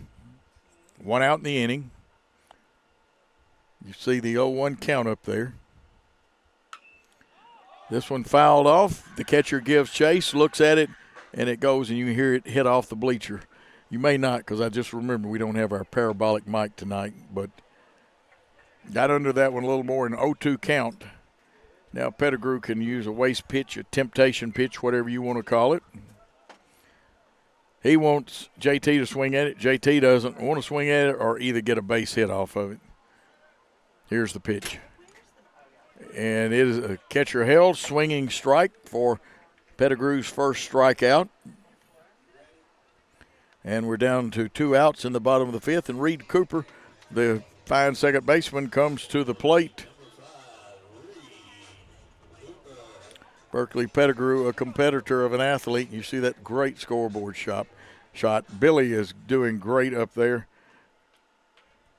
There's the big bender, and it's a strike. 0-1 the count. Cooper 0 for 2 officially. He has scored a run in this contest.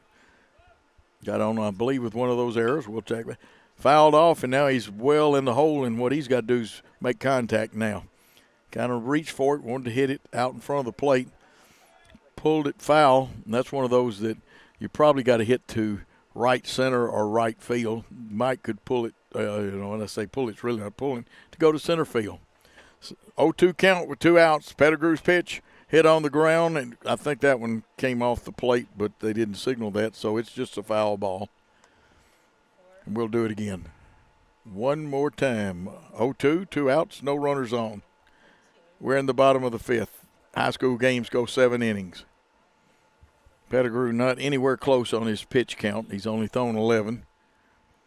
Here's the throw in the dirt, the 57-foot pitch. It's got to go at least 60 feet, 6 inches to have a chance at a strike.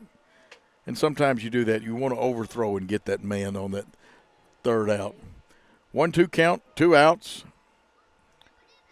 Everybody at pretty well normal depth straight away. Here's the pitch. Outside, evens the count. 2 balls, 2 strikes, 2 outs. Nobody on. Third baseman backs up a couple of steps. Shortstop and second at normal depth. And that's Foster and Harden. Hit on the ground. It'll go to the shortstop. He gets a big hop. Shoots it over to Maddox Rayburn, and that is the third out. And in that inning, there were no runs, no hits, no errors, nobody left on base. The end of 5 full. Jackson Christian leads 6-3 over USJ. Let's take a timeout on the Jackson Christian BallGame Blitz Network. For anyone contemplating pre-planning, we can tell you from our experience, it's much easier to make funeral plans and record them now than wait until emotions are running at their highest. With pre-planning, you can free your mind and heart from having to make big decisions during a time of grief and instead enjoy the freedom to focus on the memories of a life well lived.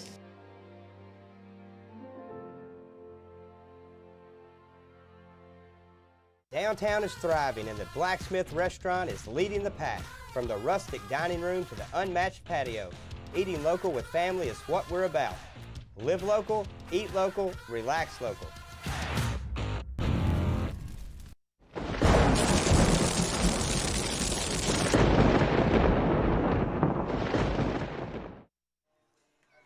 And we are back as you see that great shot of Wyatt Jones throwing the ball down to start the top of the 6th. USJ should be led off by number 10, Maddox Rayburn. Howard, the third baseman, will be on deck. And Logan Foster, the second baseman, waiting patiently in the dugout. JT Favera has thrown a very fine ball game. He's allowed only 1 run in each of the first 3. There's 2 goose eggs up there on the 4th and the 5th. And we are in the 6th. Now, Summer and Paul do the changing depending on who's in charge that day. And you see the 6th. That's not their scoreboard there. That's our work. And we are very proud of them. And the king himself, Paul Schultze, has appeared. Jerry Lawler's no longer the king of this area. Paul is. 1 ball, 1 strike to count. Maddox Rayburn up there, a strong young man. He takes strike 2.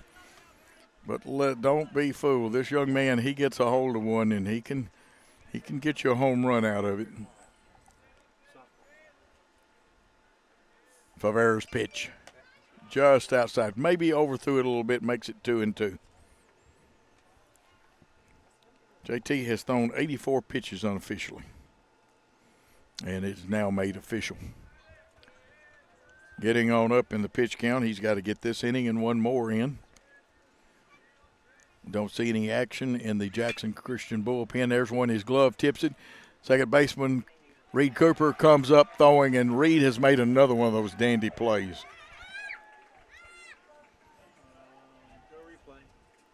And we've got a great replay coming up. Watch this.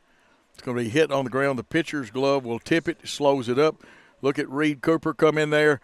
Throws across his body, and the great fielding of Daniel Green for the out. 1 out in the inning. Corbin Howard up there, the third baseman. He drills one. Will it get through? No, big hop. Austin Kelly had it, dropped it, and he's safe. Now we'll have to wait for the officials' score. I'm kind of hard on that, and only they agree with us. E6. You're going to see the replay of this one? Oh, we didn't go to replay. Okay. Let's see if we can see this one very quickly.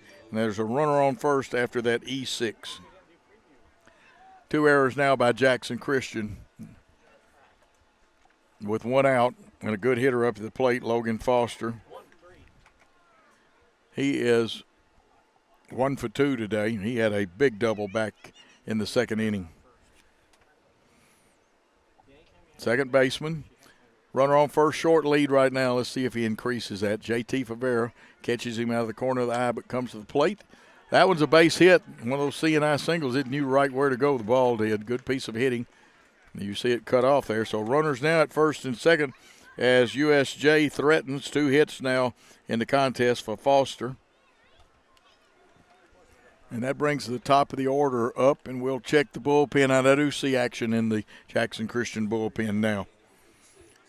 Nash Kilburn comes up to the plate. He's 0 for 3 today, but you know he's capable of getting on. He's the leadoff man.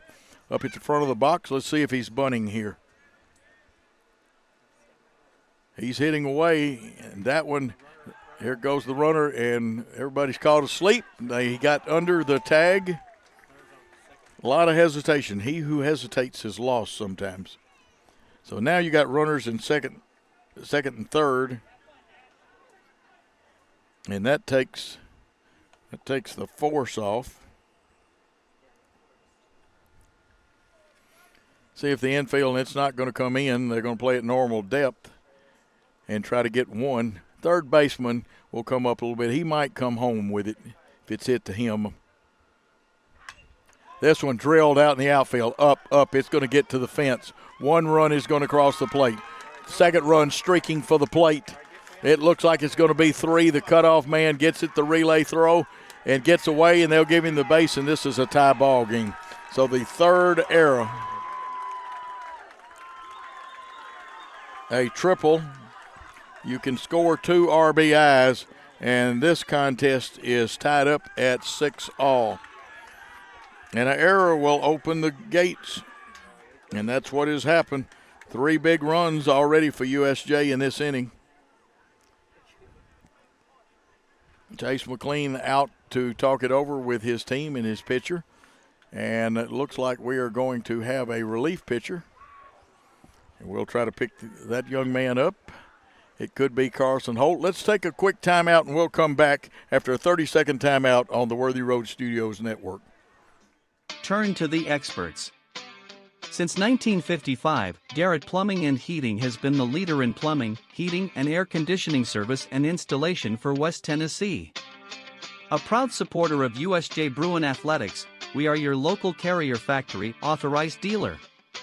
Call Garrett Plumbing and Heating, 668-3339, for all of your plumbing, heating, and air needs.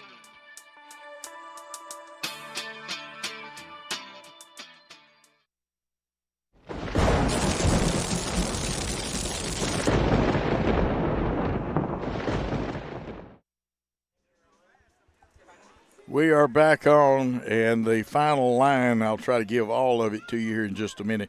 But J.T. Favera gave up 6 runs, 9 hits. There were 3 errors committed behind him. Carson Holt inherits nobody on base and 1 out. Let's check the box score and see if we can get Favera through 89 pitches, 61 of them for strikes. He faced 28 batters. And we probably need to give you Pettigrew stats from, or not Pettigrew, but Gardner. Chase Gardner went 3.1 innings, 7 hits, 6 runs, 2 errors, 4 base on balls, and he didn't strike out anybody. Okay, still just 1 out for USJ.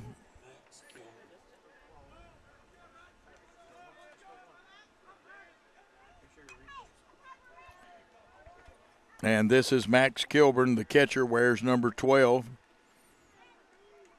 He's up there with no outs, or 1 out in a tie ball game with 1 strike. Strike 2. I was holding my breath, and the umpire had to think about it, but he made the right call then. We are still in the top of the 6. And that one just a little low. Probably an inch or so off the plate, but the lowness was more important because sometimes you get that call. Holt steps back. Batter also stepped out. Now field straight away. Everybody at normal depth, no runners. Nobody warming up either bullpen. It's a 2-ball, 2-strike count. Holt has thrown 4 pitches.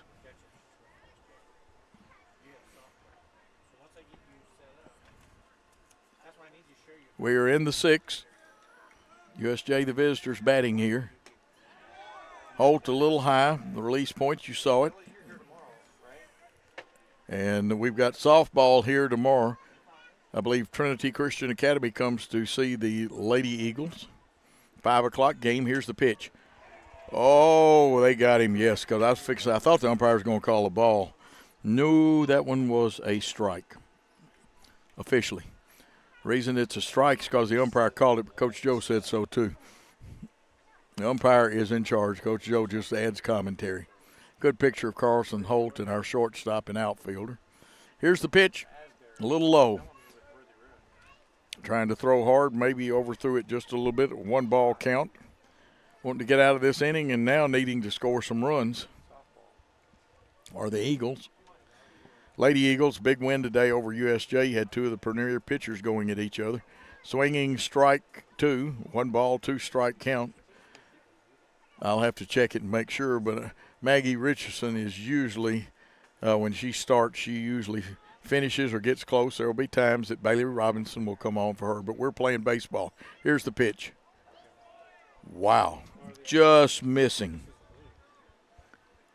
2 balls, 1 strike, 2 outs, nobody on. We're in a tie ball game, a real white knuckler now. Drilled to right field. Going back and getting that one and making the catch is the one and only Eli Terry for the 3rd out. But USJ picked up 3 big runs and tied this game up.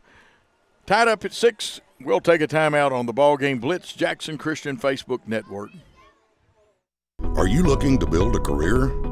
Build a career with West Tennessee's own H&M Company. H&M is a leading coast-to-coast industrial design and construction firm for Fortune 500 companies. Founded in Milan in 1957 and headquartered in Jackson, H&M is actively hiring in all areas of construction and engineering. Visit us at hmcompany.com to start building your career today. Ready for spring cleaning? Don't forget your HVAC system. Somebody needs to clean out all that dust and grime, and that somebody is us. Let McCoy's Heating and Air professionally clean your system so cool air can flow where it needs to go. Schedule now and you can get your cleaning for only $90. Call McCoy's Heating and Air at 731-668-7492 or visit airmccoy.com. McCoy's Heating and Air, Jackson's most trusted team of technicians. Fleet Feet, your locally owned source for the best shoes for school, work, running, and everyday comfort. They offer a 3D scan of your feet and professional fitting. Fleet Feet sells the top-selling brands Hoka, OnCloud, and Brooks. To add comfort to your spikes or other performance shoes, let Fleet Feet fit you for a pair of arch support inserts. Get the quality you want and the service you deserve at Fleet Feet in Jackson on Oil Well Road beside Walgreens. See one of our great new sponsors, Fleet Feet. Also, don't forget about the sponsorship of Fish Hooks. And tell them you heard about them on the BallGame Blitz, and you will get a free gift.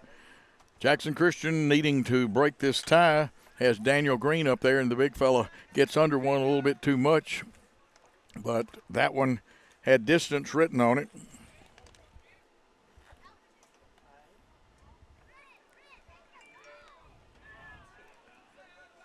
Pettigrew on the mound came on in relief of Chase Gardner. His pitch high, so it evens the count at 1-1.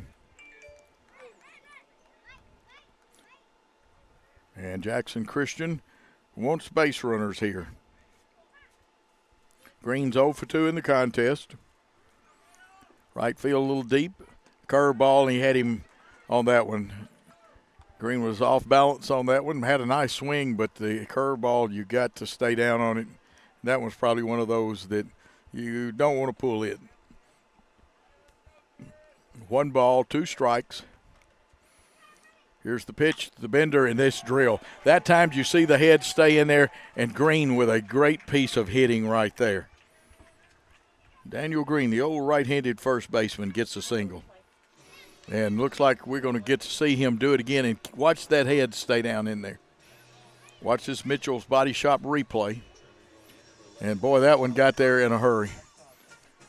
Salmon's up with it and back into the infield.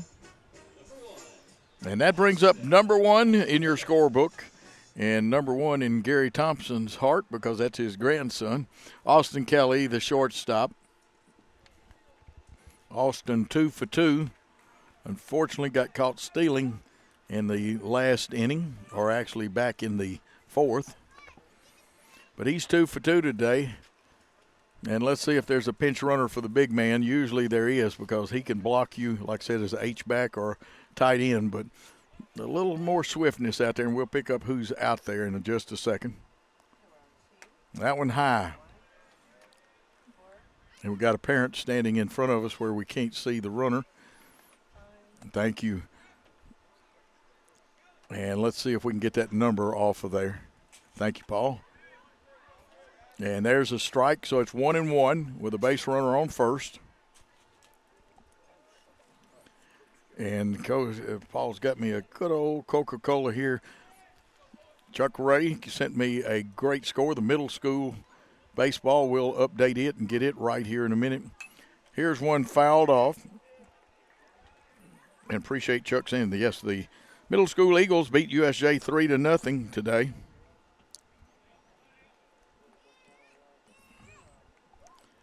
And the 1-2 pitch, Pettigrew wants him right here if he can get him here.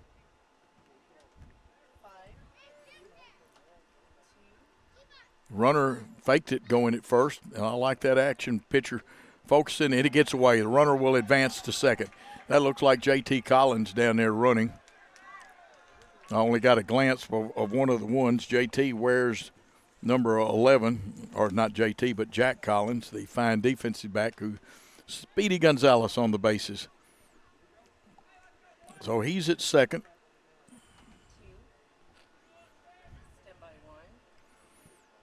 No outs in the inning. A runner at second, a 2-2 count on the hitter, Austin Kelly, a very fine hitter.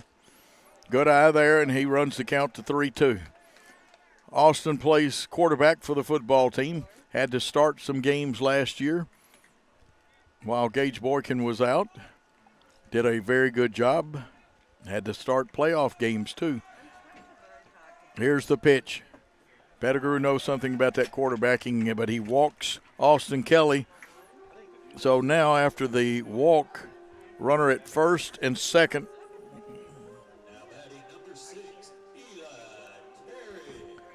This brings up Eli Terry, wears number 6. He's playing right field tonight. And we've got the real white knuckler, slobber knocker if you like that. 6 runs and 9 hits, 2 errors for USJ. 6 runs, 8 hits, and 3 errors for Jackson Christian. Here's a nice bunt. The third baseman had to field it. He can only go to first, and I'm going to give him a hit.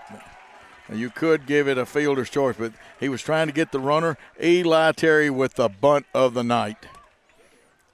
So now the sacks are jammed. Ducks on the pond, no place to put them.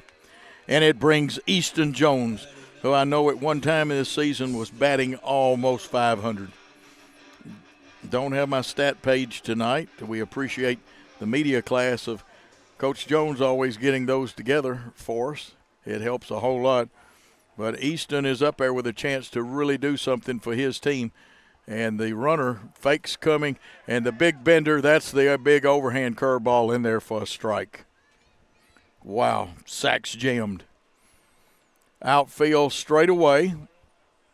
Infield's at double play depth. Look, first and third will come home. Short and second will go for 2. Here's the pitch. And it's a ball, 1-1 the count.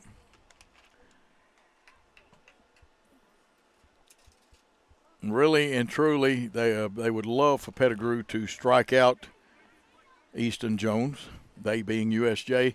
Jackson Christian wants a hit. There's ball 2. The curveball broke before it got really to the plate where it could be considered a strike.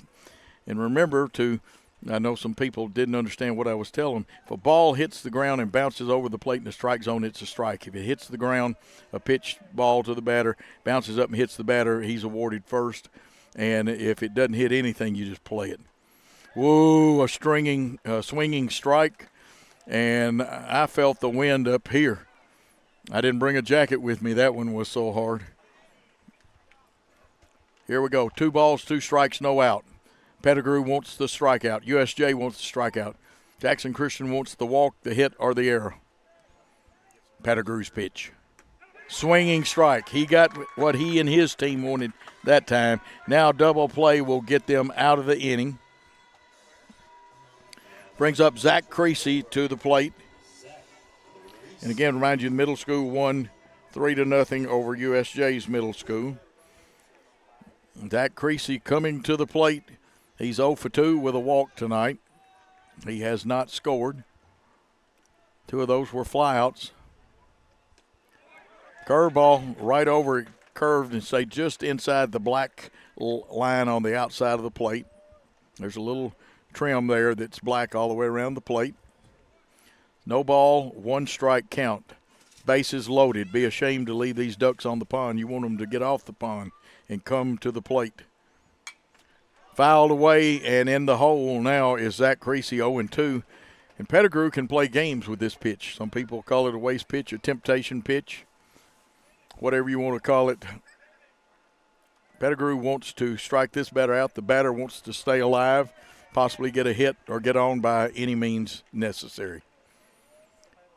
No balls, 2 strikes, 1 out. Sacks jammed. Almost a hush here by the crowd for a minute.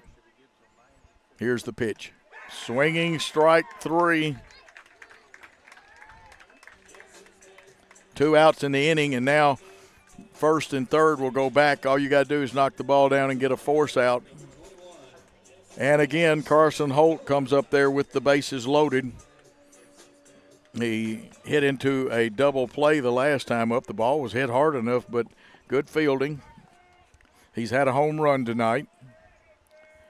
What's it going to be this time? Is it the home run? No place to put him if you walk him. And that was the proper call. I don't know who that was out there for a strike, but I know the good optometrist umpire was correct. 1 ball, no strikes, 2 outs. Runners will go with the ping of the bat or the aluminum sound of the bat, whatever you want to call it. Bat doesn't crack anymore. Ooh, a swinging strike. Carson Holt wanted that one. Head pulled out just a little bit. Not sure he saw it all the way to the plate. Hammering Hank Aaron said you need to see the ball all the way from the pitcher's hand and see it hit the bat. 1-1 the count. 2 outs. Sacks jammed. Sacks meaning bases. Good lead third. The curve ball stays way high. Looked like the old Ephus pitch that Rip Sewell used to throw. Very few in our audience probably remember Rip Sewell or the Ephus pitch. 2 balls, 1 strike, 2 outs. Everybody at normal depth. Sacks jam, force at any base. And the hitter, Carson Holt, says, Mr. Pitcher, you took too much time. I'm going to step out. Now, in Major League Baseball, there probably would have been a ball call then. Here comes the 2-1 pitch. That one is where a left-handed hitter has his most trouble with it. As Ted Williams, I always allude to, said the 2-18 pitch, meaning that you're not going to hit it very much. Deuce is wild as far as the count and the outs. Sacks jam. Pettigrew studying it. Holt wants to just put the ball in play to help his team. It's low, and what a stop. For the first time all season, whether it's the girls softball, the baseball, the merry-go-round starts. With the wind-up, the runners will be in motion. A 3-2 pitch, 2 outs in the bottom of the 6th. Tie score. High drama right here. Wind blowing out towards right field. Here's the pitch by Pettigrew. It's up in the air. Will it go deep enough? Looks like the right fielder drawing a bead on it and makes the catch at about the 280 mark. It takes 285 to get out of here. So a deep fly to right field for the 3rd out, no run score. It's still tied after 6 at 6-all. Let's take a timeout.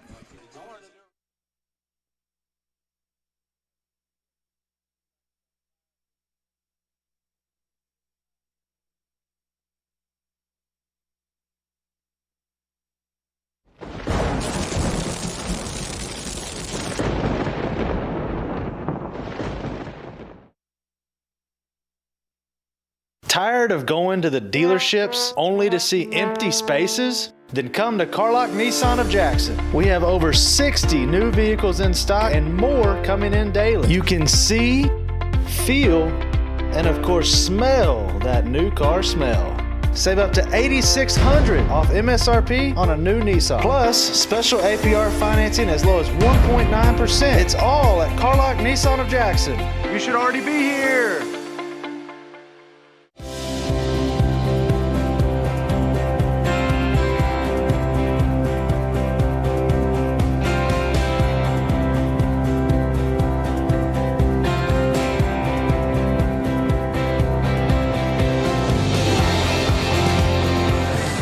At Dynamics Physical Therapy, we help our clients get back to doing what they love. Dynamics is now serving communities throughout West Tennessee.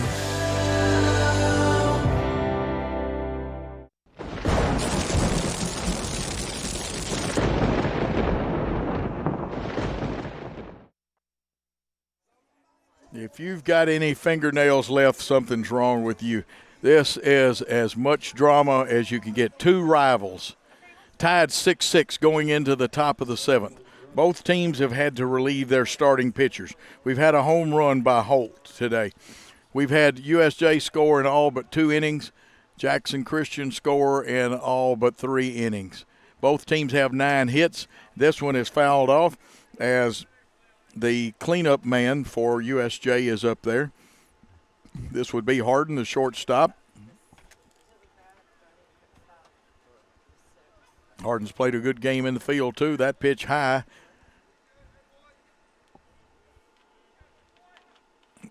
Holt on the mound, and he's thrown, I believe, 13 pitches. We'll check it. Harden's 1 for 2. Popped up in the air. Center fielder draws a beat on it. J.T. Mullins says, I got it. He does. And there is 1 out in the inning as the sure-handed J.T. Mullins gets that one. 1 out. Brooks Jones, the designated hitter, coming up there. This young man has gone 2 for 3. He's got 2 RBIs we know of. He is the designated hitter. Outside target by Wyatt Jones, just missing on the outside. And when I say just missed that way, I'm not arguing. The umpire was very correct. Here's one drilled. Will Kelly get it? He had it in and out of his glove. So you score that one an error, but that gives them base runners. That's what kept the inning alive last inning, was an error. So the error, you scored E6. That's on the shortstop, a runner at first. And the 4th error by Jackson Christian. Now, the last time they lost the ball game, they committed 6 errors against the team from over at Tipton Rosemark. And is it a fair ball? No. Throw the first and you can get him. There they throw the first. Umpire said it was fair. He gave the signals and stuff. And he is correct. Coach Danny Giles will come and check it out. And let's see what's being said. Mass confusion out there. Scored 2-3. There's a runner now at second base.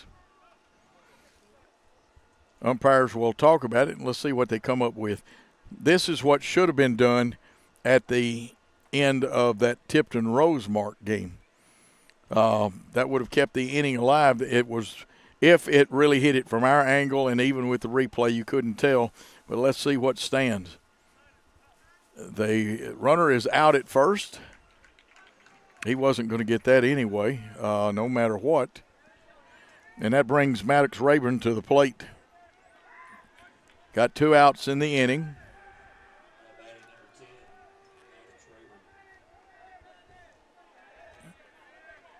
Rayburn has scored once in the game.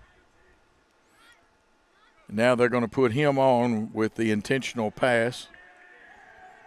That puts a force at first, second, and third is where you have force plays. 2 runners on now, and that brings up number 17 to the plate.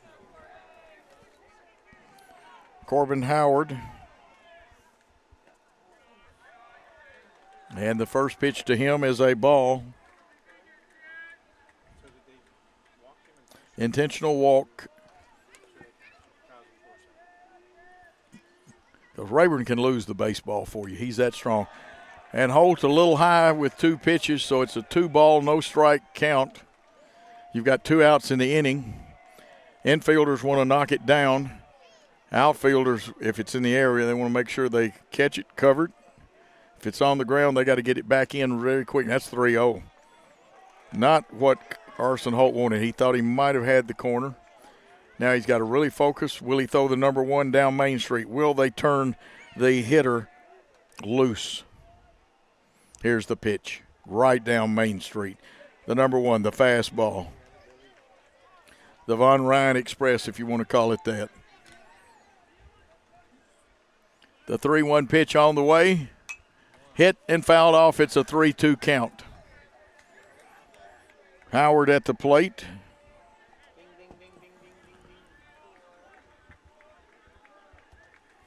I have him 0 for 2. He's been on with an error and scored a run. The players are going, and it is ball for the umpire. White did everything he could to frame it and try to get it. The walk loads the bases. There's a play at any place. Trouble is you don't want to get into that. Logan Foster, the second baseman. Logan's had a pretty good ball game. He's had a single and a double tonight. He's 2 for 3 and scored a run. Tough hitter in that 9 spot. Wears the 2 jersey.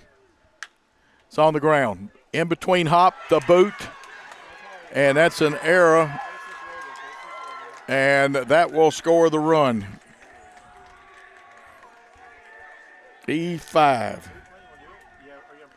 You don't really want to try to field that one on the short hop. Bases are still jammed. And this brings up Nash Kilburn. Nash is 1 for 4. He had a triple and scored on the overthrow. I think he is a freshman also. And that one a strike. That's the place, that inside pitch right at the knees. Left-handers, especially if they're up on the plate, have a little trouble with that one. Holt pitches out of the stretch. Here's a line drive single, his second hit. 1 run will score. 2 runs streaking for the plate. They'll cut this throw off, and Kilburn comes up with a big single. We cannot give him a double. He advances to second on the throw. 2 more runs have scored. Yeah, let's take a look at that one because he tattooed that one. There's runners on second and third, and USJ has burst this game open. They have a 9-6 lead in the top of the 7th with 2 outs.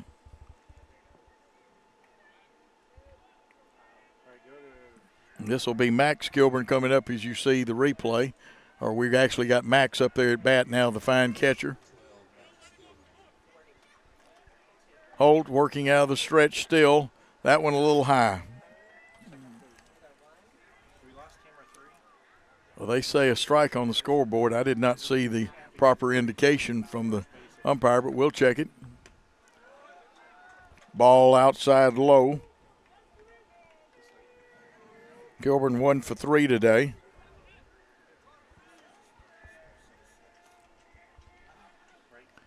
Pitch fouled away, coming back towards the screen. You got 2 strikes on the hitter. Try to field the ball on the big hop if you can anyway. Don't wait for that little hop. It'll play you, and it makes it a very tough play. 2 out in the inning with runners on second and third. That should be strike 3 if the count's right.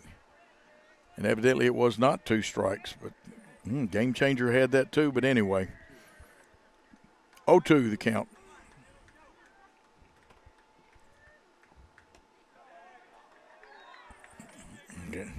That one outside. Game Changer just changed the count on me. Took a strike off and now put it back on. Wow. Don't know what's up with the real scoreboard. I'm just using the game changer one. Swinging strike, or actually not a strike two, but fouled it off. There is one ball, Paul. I've got it right here where you make those little dots in the old paper scorebook.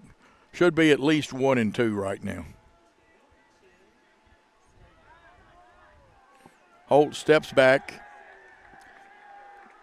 Of course, the dugout, when you have an inning like Jackson Christian's had this inning, look like you're about to get out of it. They're cheering their team and making a little noise, trying to rattle the pitcher. Fouled off again. Nice pitch, but just a little up, a little higher than Carson Holt wanted it. And, Paul, you are right. I've got 1 and 2 in my scorebook and the game changer. Scoreboard missed a ball that was thrown earlier. Here's the pitch. On the ground, Kelly. And the runner did everything could to mess Kelly up legally, but he didn't get it done. It's 6-3, shortstop to first for the third out in the inning. But the damage is done, 3 big runs. And it is 9-6 in favor of USJ over Jackson Christian. Let's take a timeout on the Worthy Road Studios Jackson Christian Facebook page.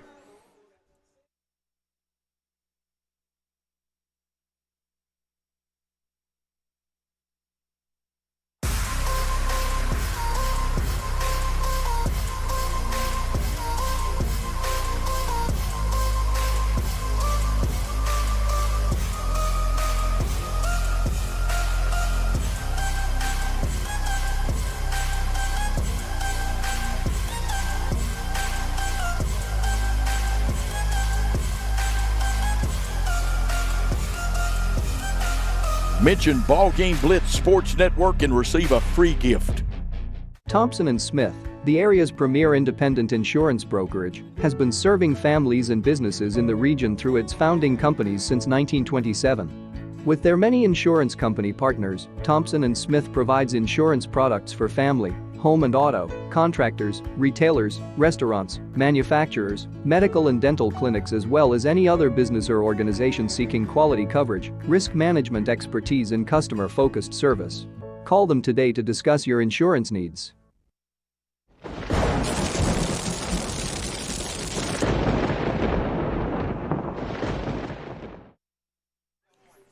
We are back for the faithful bottom of the 7th inning. Jackson Christian needs 3 runs to tie, 4 to win. Going against Berkeley Pettigrew, who has thrown well since he came on in relief. Wyatt Jones, the catcher, number 10, will lead off, followed by J.T. Mullins, Reed Cooper, Daniel Green.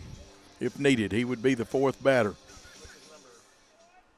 Pettigrew, wearing 15, has done a good job since he came on in relief. Got the strikeouts he needed last inning, induced the double play that he needed the inning before. Wyatt Jones, yes, number 10. That a strike, so it evens the count at 1-1. Right now, Jackson Christian has to plate at least 3 base runners. So Wyatt Jones wants to get on first. He's got somewhat of a closed stance with that right foot, or actually left foot. Strike 2 over that outside corner, and Pettigrew looks like he's getting stronger as he goes along. The wheels kind of came off the bus for Jackson Christian back a couple of innings ago. There's one. That wanted to be a curve, but it stayed high. As Bob Euchre said, Major League, instead of saying just a little bit outside, just a little bit high. 2 balls, 2 strikes to Wyatt Jones, the catcher. Wyatt's 0 for 3 today, needing a walk, hit, or an error to get on base. That's what his team needs. We can't overemphasize that enough.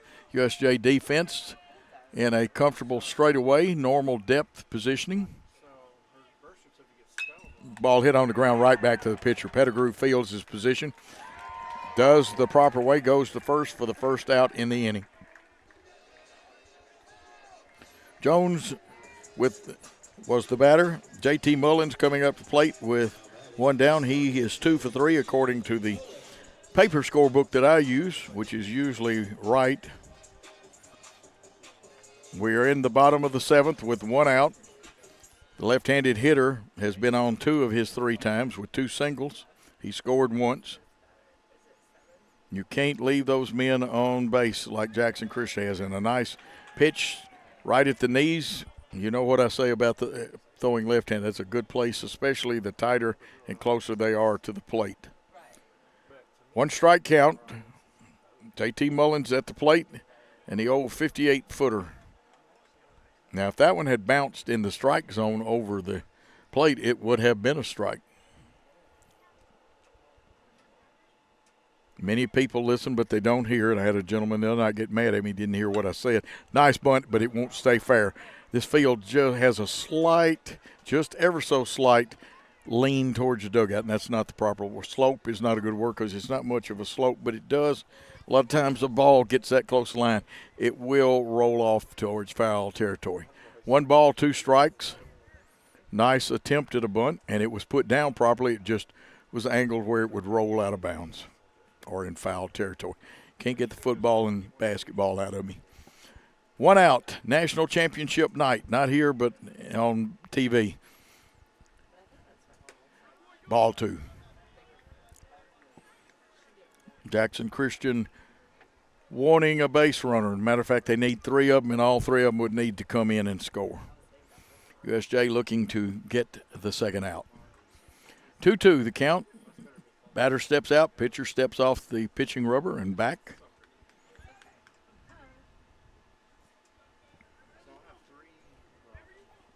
On deck, Reed Cooper, the fine second baseman. He scored once tonight. He'd like to score a 2nd time.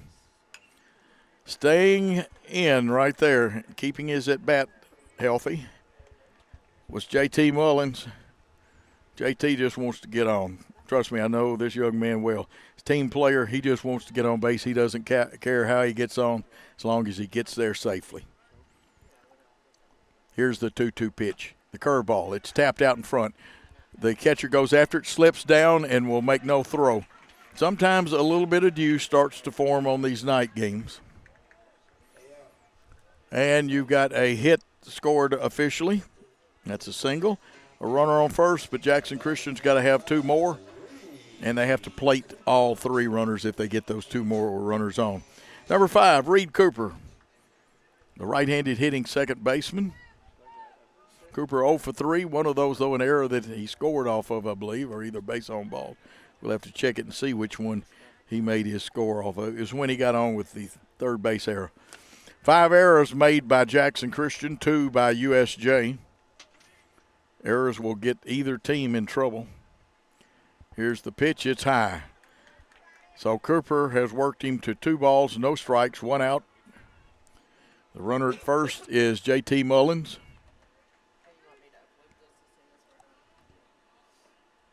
Here's the pitch. 3-0. I agree with the ump. Good call by the ump. Good shot by Worthy Road Studios right there. Mind you that this is a copyright broadcast. You cannot use or copy any part of it without the express written consent of Worthy Road Studios. That's ball 4. Now that gets 2 of the 3 runners on that Jackson Christian needs. And remember, even if they get on, you have to get them across the plate. Danny Giles coming out to talk to Pettigrew. See some switches being made. Pettigrew is going to leave. Left at the 1 out mark in the 6th.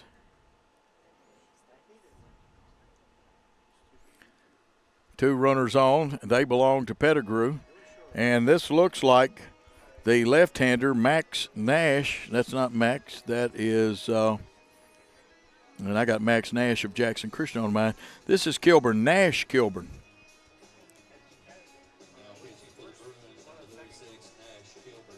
Nash Kilburn, the left-hander on the mound.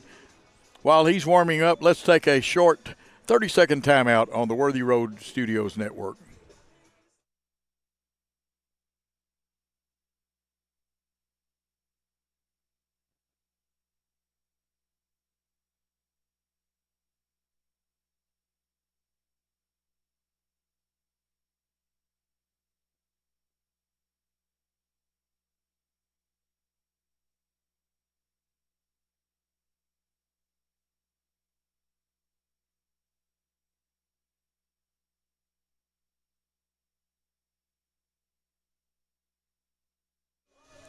And we are back. Nash on the mound. Nash Kilburn. See if we can get him logged in. Nash Kilburn, a lefty.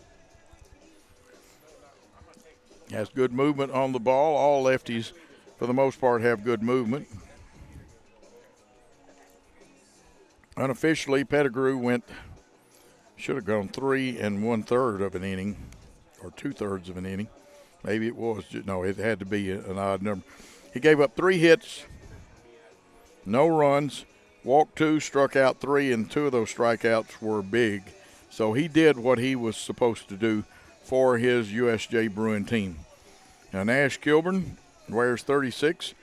I didn't have whether they're freshmen or what on the roster. A very nice scorecard given to me by Chase McLean of Jackson Christian and Danny Giles of USJ. But that's irrelevant what grade they're in right now. It's produce. Daniel Green wants to get on base. Now, he would love to tie this game up. He's got the strength to tie it up with one swing. 2 runners on with 1 out. That one was a strike. It was close. Could have gone either way. He's been seeing right-handers all night and seeing the left-hander who most left-handers have, even their fastball has a little extra movement on it. Right-handers have good movement, too, at times. Here's the 1-strike pitch low, so it evens the count. 1 ball, 1 strike. There's 1 out. USJ's at double play depth in the infield. They want to make sure if they can't make a play that they knock it down. Outfield straight away. They are playing just ever so slightly Green to hit towards right field just a little. Gets it up a little bit behind on that. 1 ball, 2 strikes, 1 out. Green has to guard the plate. He needs to get on right here.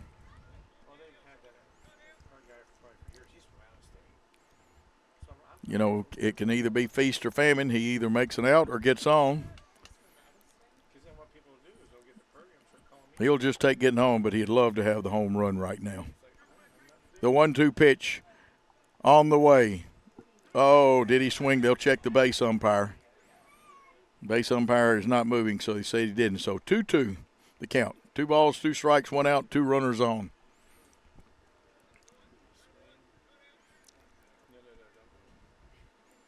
He just barely held up. We're in the bottom of the 7th, the telltale ending. We'll either have a tie, a win, or it's over. And it's a strikeout. The batter's already out. You don't have to throw to first. No, he's not safe. He is out because first base was occupied. So Daniel Green strikes out. The umpire is right. There's 2 outs in the inning. The runners advance, but you got to. Now, if first base wasn't occupied, if first base had not been occupied, guess what? He could have run on that. But since it was occupied, you cannot do that. So there are 2 outs. Austin Kelly coming to the plate. Austin was on the last time with a walk. Kelly is 2 for 2 officially. I believe he's actually walked twice tonight. There's a strike right over that outside corner. Kilburn, a crafty little left-hander. Throwing to Max Kilburn, the catcher. This is Nash's pitch. The 60-foot, but not 6 inches. 1 run will score, and that will make it a hair closer. But Jackson Christian has a runner on third, but still has to have 1 more runner to be able to tie this game up.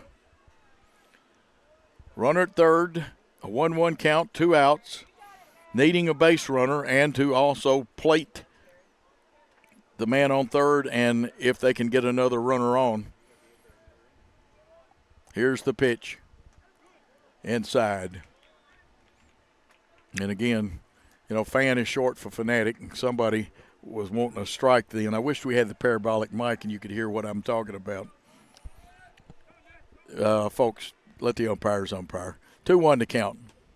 That's probably a strike. It looked pretty good from here. 2-2. There are 3 deuces on the table. 2 balls, 2 strikes, 2 out, 1 runner on. Jackson Christian needing 2 runs. Austin Kelly at the plate. Here's the pitch to Kelly. It's a ball. And Austin knew it all the way. He saw it well. Remember, he's a pitcher. He also has to size things up as a quarterback. A very good shortstop. On deck is Eli Terry. Eli overdue tonight, even though he had a double. That one's outside. Don't even. Grown people, it wasn't close. Mercy Daddy, as the late Bill Way would say. It wasn't even close.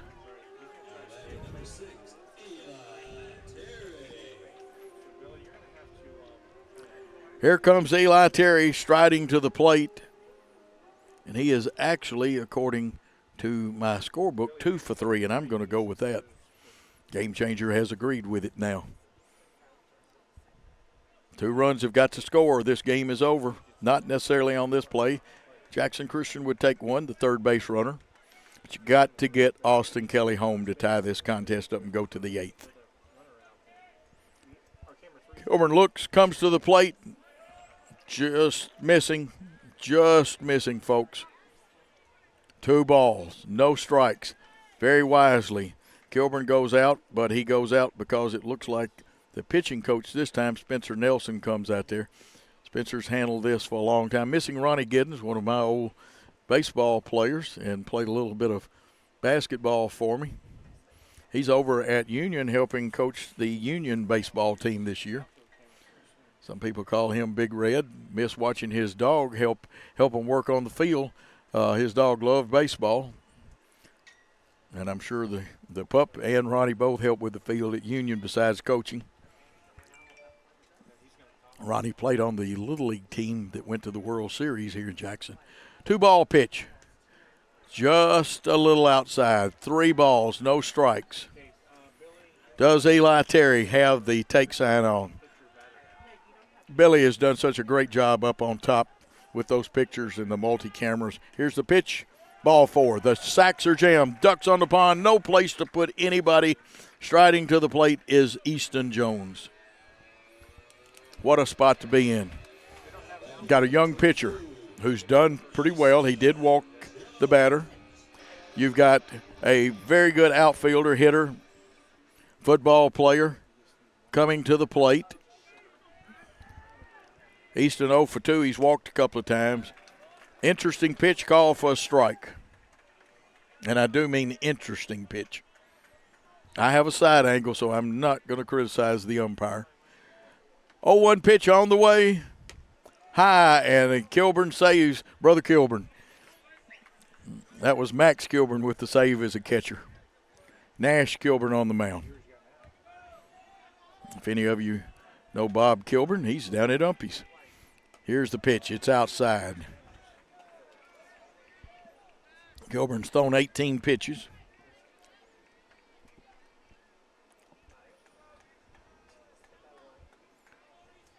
Two out. Runners on every sack. Base hit, scores 1, possibly 2. A strike, and it looked good right there. 2 balls, 2 strikes, 2 out. The 2s are wild. The deuces are wild if you prefer that. Ducks on the pond.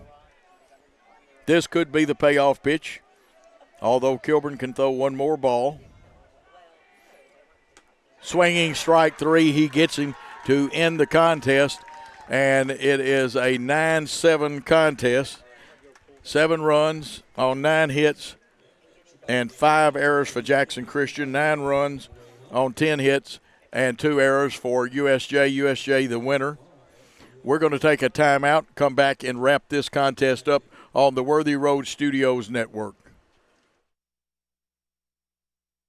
This could be a true story. On October 3rd, a 2003 hatchback struck and killed a deer that goes by the name Buck. I know, right? He now has Buck's head proudly displayed on his living room wall. He tells a different story. Shot it. No, he didn't. And to hide his lie, he took his car to Mitchell's Body Shop. No, I didn't. Yes, he did. And lucky for him, they made it look good as new. And as for Buck, the story continues. The BallGame Blitz Sports Network by Worthy Road Studios. With over 750,000 views in 2022, we are where you need to advertise. Please subscribe to our Worthy Road Studios YouTube channel and join the other 4,000 subscribers watching local sports, including Union University, USJ, TCA, Jackson Christian, and Peabody. Our multi-camera broadcasts include slow motion instant replay, on-screen scoreboard and graphics, and professional announcers. Thanks to our sponsors who make it all possible. BallGame Blitz Sports Network by Worthy Road Studios, the premier sports broadcast network in West Tennessee.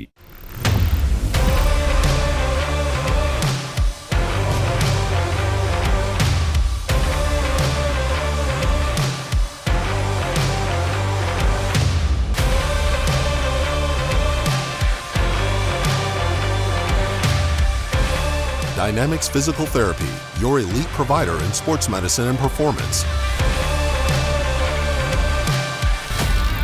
Now serving communities throughout West Tennessee.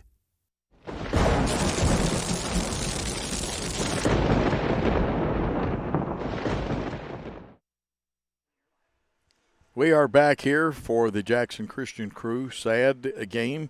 They had the lead at one time at 4-2 and had it at 6-3. USJ came roaring back with 3 in the 6th, 3 in the 7th.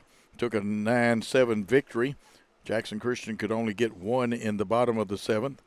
The team totals, University School of Jackson, 9 runs, 10 hits, 3 errors. Jackson Christian, 7 runs, 10 hits, and I've got them with 5 errors unofficially. And a tough night for the visiting USJ team. The winning pitcher would have to be Berkeley Pettigrew, who wore number 15. I'm just going to give you the stats for all 3 pitchers. Gardner started. Pettigrew came on. Kilburn, they give him credit for being the winner. They say he was the winner. We'll check that. But in this contest, 7 innings for USJ pitching. They gave up 10 hits, 7 runs. 3 of those were earned runs. 8 base on balls and struck out 5 pitchers. Now, some of the hitting for them, we'll go through this. Kilburn had 2 hits and a big one there in the 7th inning. He had 5 RBIs tonight, and that's Nash Kilburn. Max Kilburn had 1 hit tonight, scored once. Scott had 1 hit. Harden had 1 hit. Brooks Jones had 2 hits and 2 RBIs. Salmons went 0 for 3 tonight. Maddox Rabin had 1 hit. Howard was 0 for 3 tonight, and Foster a big 2 for 4 tonight, and he had 2 RBIs. And their totals 9 runs, 10 hits. There were 9 RBIs in the game, 4 base on balls, and 4 strikeouts. For Jackson Christian School, let's give the pitchers' totals. JT Favera went 5.1 innings, 9 hits, 6 runs, 5 earned runs, 1 base on balls, 3 strikeouts. Carson Holt came on for 1.2 innings. He gave up 1 hit, 3 runs, 2 of them were earned, 3 base on balls, and 1 strikeout. Now hitting for Jackson Christian, Austin Kelly was 2 for 2 tonight with an RBI and a run scored. Eli Terry 2 for 3 tonight with a run scored and an RBI. Easton Jones 0 for 3. Zach Creasy 0 for 3. Carson Holt was 2 for 4 with a big blast, the home run. Wyatt Jones, the catcher, was 0 for 4 tonight. J.T. Mullins, 3 for 4 tonight, scored 2 runs. Reed Cooper, 0 for 3, got on with an error, though, and scored a run. Daniel Green was 1 for 4 tonight. He had an RBI. Jackson Christian, 30 at-bats, 7 runs, 10 hits, 5 RBIs, 8 base on balls. They struck out 5 times. Doubles by Mullins, Kelly, and Terry. Total bases, Carson Holt had 5, Mullins had 4. Those were 2 stolen bases by Kelly, Jones, and Terry. Kelly and Collins got caught stealing, and like I said, unofficially we had 5 errors. We booted that many and dropped some balls that probably should have been caught, and I'm sure the team will talk about it, work on it. Tomorrow we'll be over at the softball field to get Jackson Christian and TCA comes calling again. Remember, this is a copyright broadcast for the year 2023. This also, any rebroadcast, retransmission, or further use of this contest without the express written consent of Worthy Road Studios is prohibited. Great crew tonight. directed by Summer Sturgis, who always does a great job. Summer is a great asset. The play-by-play by Coach Joe Holloway. The cameras, and he operated multiple cameras, was Billy Boland, and our executive producer also helped produce. He also did some replay work. Summer did some replay work, an excellent job of that, and we want to thank these people to support those sponsors. And it's about time for us to remind you about the copyright one more time. But an exciting contest. The Eagles lose a tough one to a good Bruins team, 9-7. And we'll see you at the softball field tomorrow, and we're going to say thanks for your time this time till next time. Good night, all.